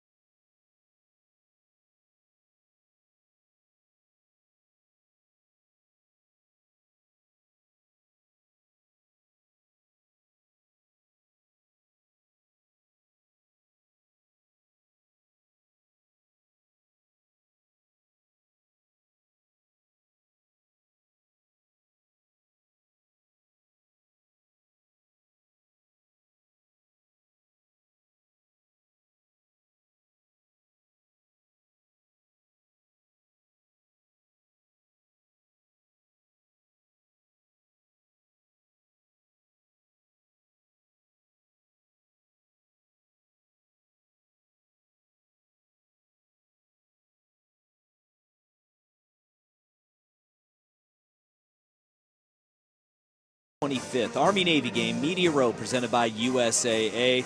And we are honored to be joined by Lieutenant General Stephen Gilland and Caroline Robinson. We got a cadet here, and then we also have Slade Streeter, another cadet, that are going to be joining us. Thank you guys for taking a few minutes for us today. Hey, thank you. We appreciate it, Dusty. This is a great opportunity for us. I mean, and when we talk about our two cadets that are here, so she is the brigade first captain. Caroline Robinson is our top-ranking cadet for the brigade corps, the United States Corps cadets.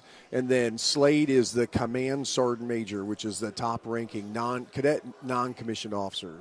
So, like, you got This is really cool. It is. I get to hang out with them. That is what's cool. General, what does it mean to you to be the superintendent at Army and to oversee the next generation of leadership in a branch that you've grown up in? Yeah, as I look back at 34 plus years in the Army, I'm thankful, I'm appreciative, I'm grateful for the opportunities that I've had, and this is right there at the top of the list. I mean, yeah, I certainly don't deserve this opportunity. There's a bunch of people who are a heck of a lot better, but for whatever reason, the Army allowed me to serve in this capacity, and I will tell you, it's how we continue to serve and give back. The young people today around our nation, and particularly those who are cadets in the United States Military Academy, are really good. I mean, I'm not close to being what they are today, and they are the future leaders of our Army and, more importantly, our nation. When we think about the next 5 to 7 decades, all right, and these young men and women right here, they're the ones that are going to be leading our nation, and I feel really good about that. Caroline, what was it that going to West Point, going into the Army and going down the military road, what was it that went into that decision for you? And it's not the easy path that most college kids want to take. Yes, sir, absolutely. So you might get a laugh out of this, but actually growing up, I had no clue what West Point was. I didn't find out about it until I was about a junior in high school, and I'd grown up in a single-parent home, so I had a mom who supported me all throughout my childhood and through my high school. And when I heard about West Point and the opportunities it had to serve not only the nation but to the United States Army and, more importantly, America's sons and daughters, I knew that it was the place that I wanted to be and where I needed to be, and I'm so excited that I get to continue my path to service. What was the switch that flipped for you? Because everybody has their own unique story or thing that was that call to service. You said you didn't really know much until your junior year. Did you take a trip to West Point, or was it a discussion you had with a guidance counselor? What was it? That was that moment for you? Yes, sir. So I had a friend who went to the Naval Academy, which is where I first heard of West Point, and then I was originally recruited by the women's volleyball team. So I was reached out to by the coaching staff here at the academy, and the first phone call that I had with that assistant coach, and she was telling me all about the academy and the opportunities that were here, both academically, militarily, and physically, and I knew that it sounded like music to my ears. It was actually during COVID when I was going through the recruiting process and trying to figure out where I wanted to go to college, and I didn't even have an opportunity to visit West Point up until I reported for day one of cadet basic training. No way. So that was kind of scary, knowing that I was going to be going to a school that I had never even seen in person. I had only seen the videos on YouTube and what I had looked up on the internet, but I knew that the first day that I stepped onto the installation, it was the place where I needed to be. So do you play volleyball at West Point? I played for my first 2 years, and then I decided to pursue some different leadership opportunities in the Corps. Well, obviously it's working out for you. Yes, sir. I would say it turned out pretty well. One of the things that always gets me is the process to get accepted into West Point. This is a question for both of you, because you're on one end of it and you were on the other end of, what is that process like where you've got to reach out to, whether it's politicians in letters of recommendation, and what is that process like for you to go through and finally get accepted in that feeling of it? And then, General, for you, I'm sure it is a daunting process to turn some of these people down that are the best and brightest. Yeah. Caroline, you want to go first with getting through the process? Yes, sir. Which, by the way, is pretty similar to what it was almost 40 years ago when I went through the process. Wow. Okay. It's just been digitized now. Makes it easier, sir. That's right. No. It's a very rigorous process, and the first thing that you do when you open your application, when you become a cadet candidate, is you input all of your basic information about yourself, and then you go into a series of essays and questionnaires, and then you're getting letters of recommendation from not only your instructors, but also former coaches that you may have had, physical education teachers that you've seen throughout your high school experiences, and then you also have to get a nomination from someone in order to get into the academy. So I would say that's probably one of the tougher parts for high school students who are applying to the academy, just because you're going through a series of interviews, you're going through a series of prep sessions in order to make sure that you're not only academically capable of, some may say surviving, others may say thriving at the academy, but you also have to be physically fit. You also have to be mentally tough. You also have to have all of these different capabilities, which I think that's one of the best parts about West Point, is you have so many cadets that are capable of doing so many things that most college students wouldn't say they're able to do. Yeah. I would also tell you that the rigor that goes into the application process really drives, for people to have to look inside themselves and say, is this what they want to do? Yeah. So when you figure, through that process, when you come out the other end of it, it's complete, and you have that opportunity to attend the military academy. I mean, those are the young men and women that have said, hey, I'm pretty committed to this. Yeah. And that's pretty neat. Now, for me, as we talk about, for those that don't make it in, here's what's really, really awesome. People don't recognize.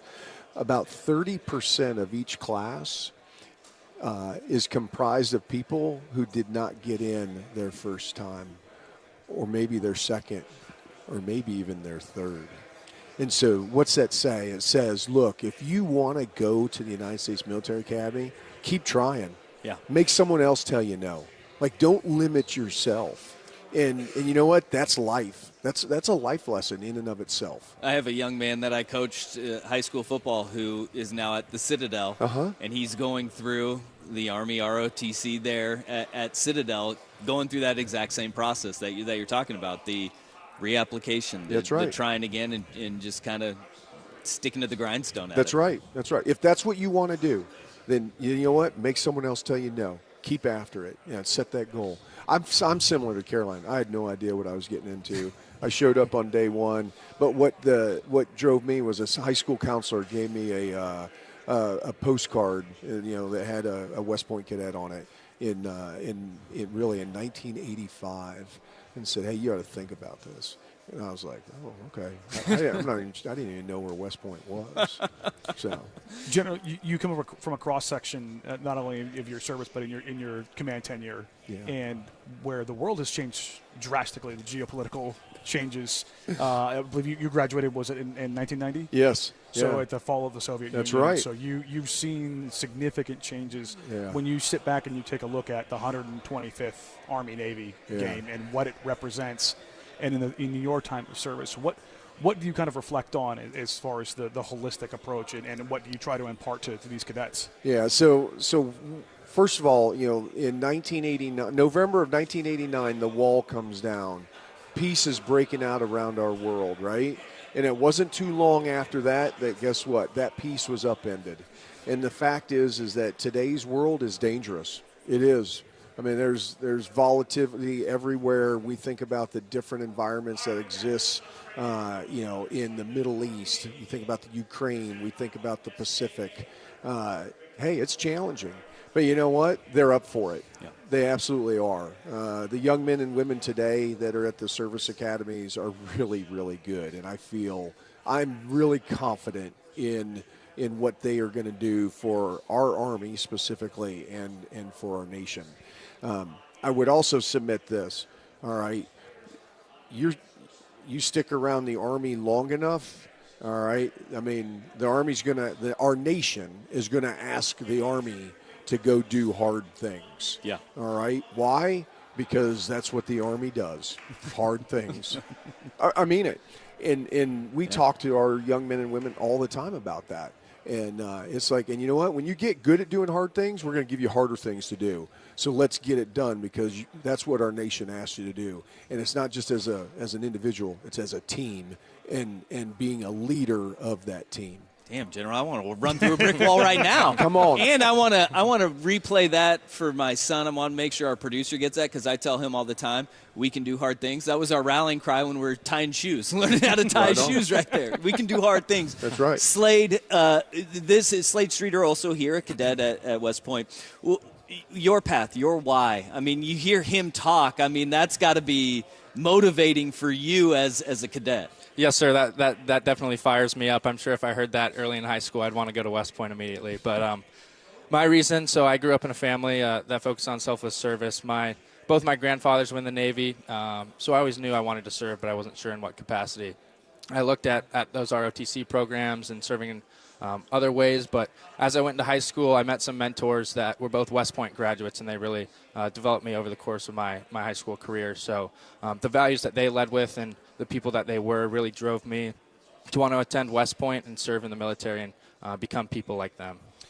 This game it's a big deal, you know, in the sporting world. But you're one of the select few that you've got skin in the game. What does Army Navy mean to you now today in 2024? Well, it's an amazing rivalry. It's the culmination of a number of events throughout the entire year. So we have numerous other teams competing against Navy throughout the year, and we've demonstrated excellence multiple times. I can name many, both NCAA and club sports, that continue to beat Navy. So it's an amazing rivalry. We're really looking forward to it coming this Saturday, and it's we really carry momentum over the course of a couple months, and especially the last few weeks. It's one of the best moments of the semester, and it's extremely exciting. So for us, it's a great way to demonstrate excellence that we've been working on throughout the entire year, and really bring it to the field and show Navy how much better of a service academy you are than them. I'm sure your grandfathers love to hear that. General, you're doing good. Yeah, General, you're on the right track. It's always a competition. And people may say it's one day of the year. No, it's every day. It's every day of the year. All right. But that's the beauty of it. Yeah. Yeah. General, thank you so much for taking time for us. Slade, Caroline, thank you guys as well. This has been a lot of fun, and thank you for the service to your country, because our freedoms wouldn't be there without you guys. Thank you so much. Well, thanks. We appreciate it. It's an honor. And remember, we can't do it without the support of our nation's citizens, and that's you all. All right? Thank you. We are here in D.C.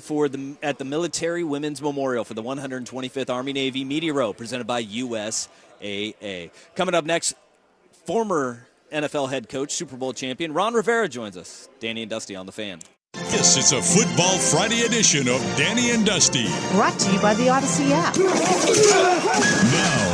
Now, from the Fan Sports Desk, a Sports Center update on 1080 The Fan. Jeff Rust with your Sports Center update. First on The Fan, the Trailblazers back on the court tonight after last playing on Sunday. Tonight they're hosting Victor Wembanyama and the Spurs. Donovan Clingan, DeAndre Ayton, Robert Williams III, Duop Reith. They're all game time decisions. 7 o'clock tip on K2 Channel 2.2 and Xfinity Channel 302. The Blazers are 3-point dogs. Over in the NFL, Chargers quarterback Justin Herbert, a full participant in practice today. He is off the injury report after dealing with ankle and thigh injuries. More sports scores and stories in 30 minutes. I'm Jeff Rust at the Fan Sports Desk. Listen live or on demand on the Odyssey app, the Fan's desktop player, or tell your smart speaker to play 1080 The Fan.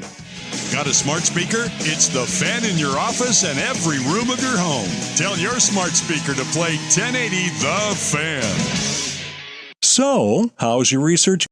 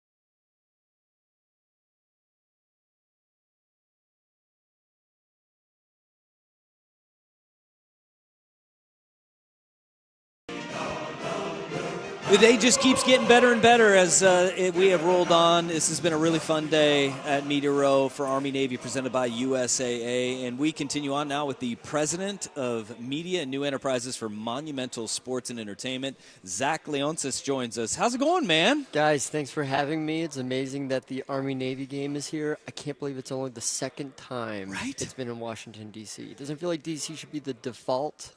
I don't understand. So it's awesome to have it here. I'm glad you guys are here. Yeah, no, I mean, that's such an incredible spot to start is, you know, the idea of Army-Navy, the 125th anniversary of this game, and everything that kind of builds around it. You were here, obviously, involved with all of the properties in Washington in professional sports, with the Capitals, with the Mystics, with the Wizards. I mean, you guys are in the fabric of this community on the sports side of things, and you were also working hand in hand with, you know, the military members that are in your community that are fans of your franchises, are from other parts of the country, other parts of the world. And what does it mean to kind of be at the forefront of pushing that relationship and showcasing this game and these students and these future leaders?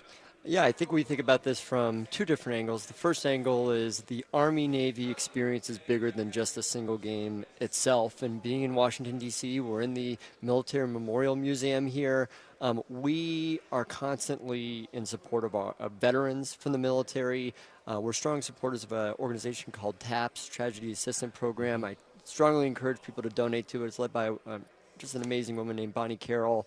They support families who have lost loved ones in battle, sacrificing for our freedom. And, you know, every game at a Capitals or Wizards game at Capital One Arena, we honor a member of the military. Last night we held the Army-Navy hockey game for the first time at Capital One Arena, which was so awesome. You know, personally, my grandfather fought in World War II. He was in the Navy in the Pacific Theater, which is just amazing. I've got a picture of him on the USS Bunker Hill in my office. And whenever I have a bad day, I look at the picture and I go, it's not that bad. It's not that bad. And so we have a ton to be thankful for. But then, you know, the other side of looking at this is D.C. is a great sports town. And obviously, like you were saying, we're in the fabric of our community.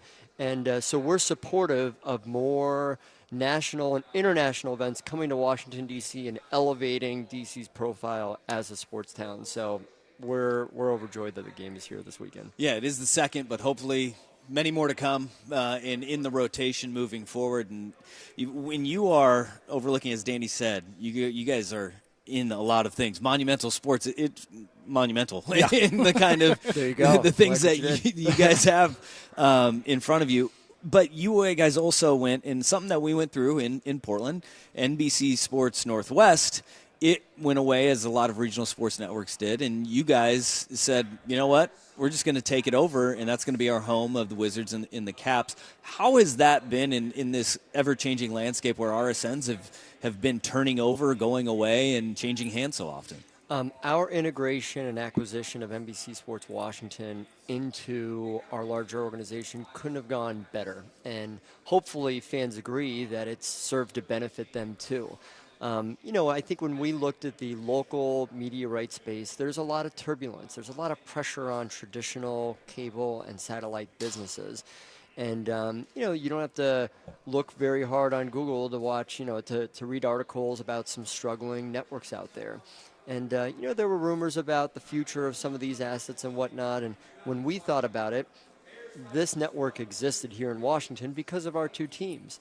And, you know, local media is still the #1 way that we interact with our fans. We reach over 3 million subscribers here in the Mid-Atlantic. It's always going to have greater strategic value to us than it might for a big Fortune 500 company. And so for us, integrating it and then investing back into the product made a ton of sense. And so I think the value of our live game rights is very high. We've invested into the production. We've improved video quality. We've added original programs. We've taken our games and our service direct to consumers, so we want to make our games more accessible. We've tried to give our local network a national look and feel, big-time production facilities and studio spaces. We've hired Rachel Nichols, other on-air talent like Chris Eliza.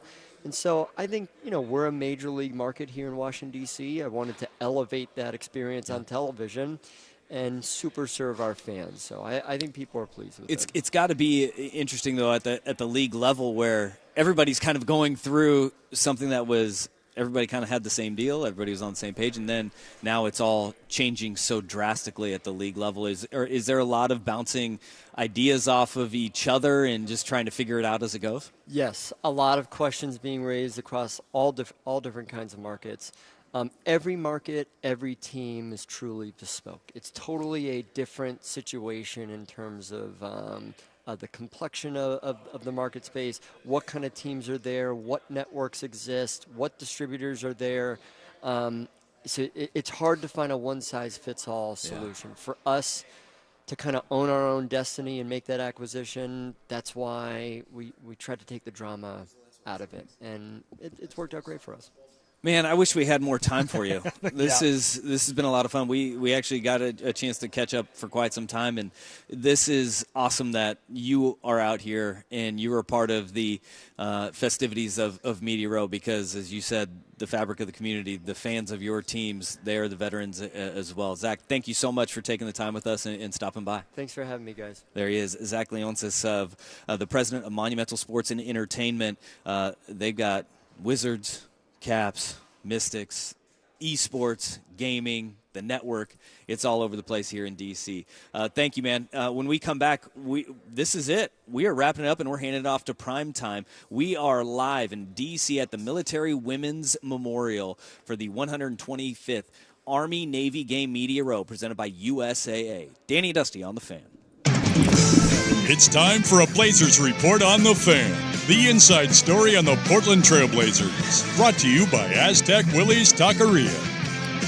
The Trailblazers pick back up tonight after not playing since Sunday due to NBA Cup play. They're hosting Victor Wembanyama and the Spurs. Donovan Clingan, Robert Williams III, DeAndre Ayton, Duop Reith, they're all game-time decisions. In case you didn't notice, that is each and every one of their centers, so could be a big night for Wemby. The Blazers currently 3-point dogs, 8-16 on the season, third worst record in the West, seventh worst in the association. NBA Cup semifinals are tomorrow in Las Vegas for the 1:30 tip. It's the Hawks versus Damian Lillard and the Bucks at 5:30. It's the Rockets and Thunder. You can catch both games tomorrow right here on The Fan, coverage starting at 1 o'clock. This Trailblazers report on The Fan brought to you by Aztec Willie's Taqueria, the best place to go before and after games or any event. Check them out on the corner of Southeast 15th and Broadway or at AztecWillies.com. Aztec Willie's Taqueria has been Portland's destination for homestyle Mexican food for 30 years.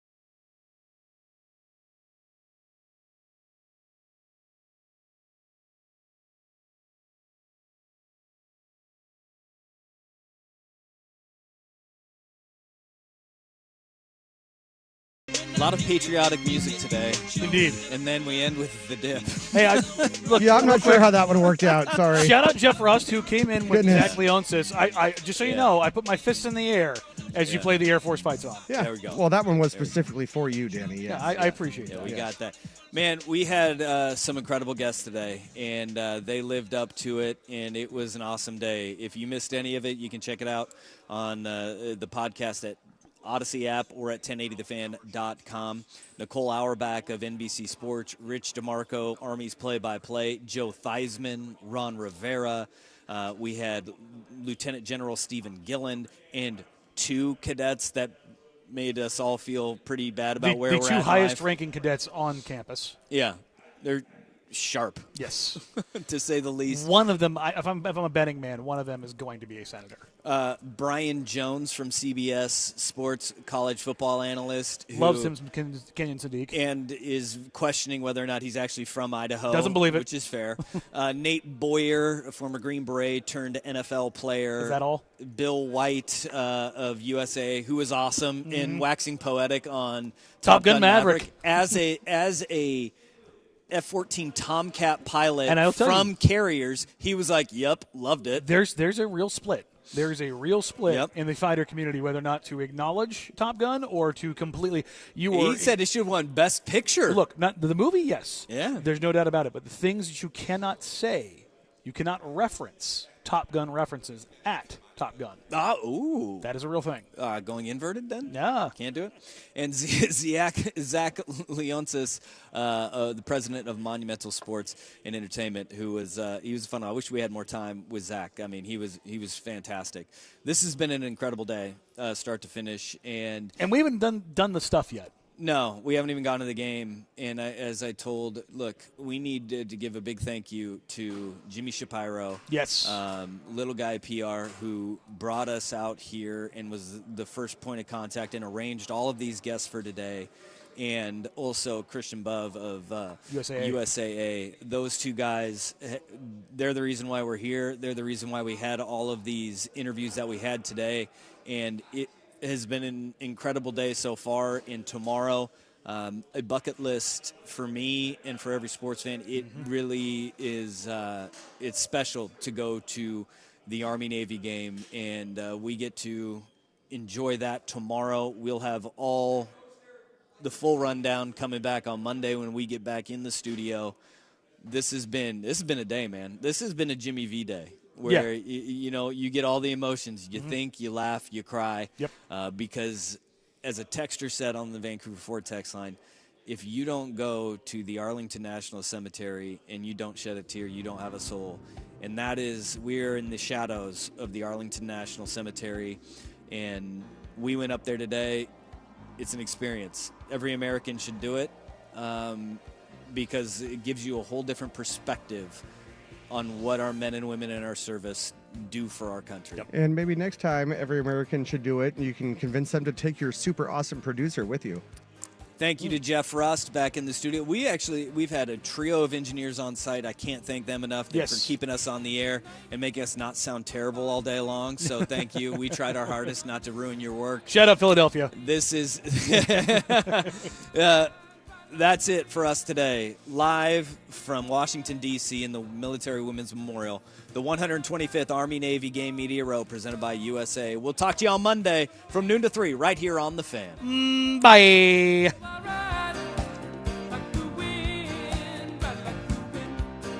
Auto accident? Worried about your deductible? Don't.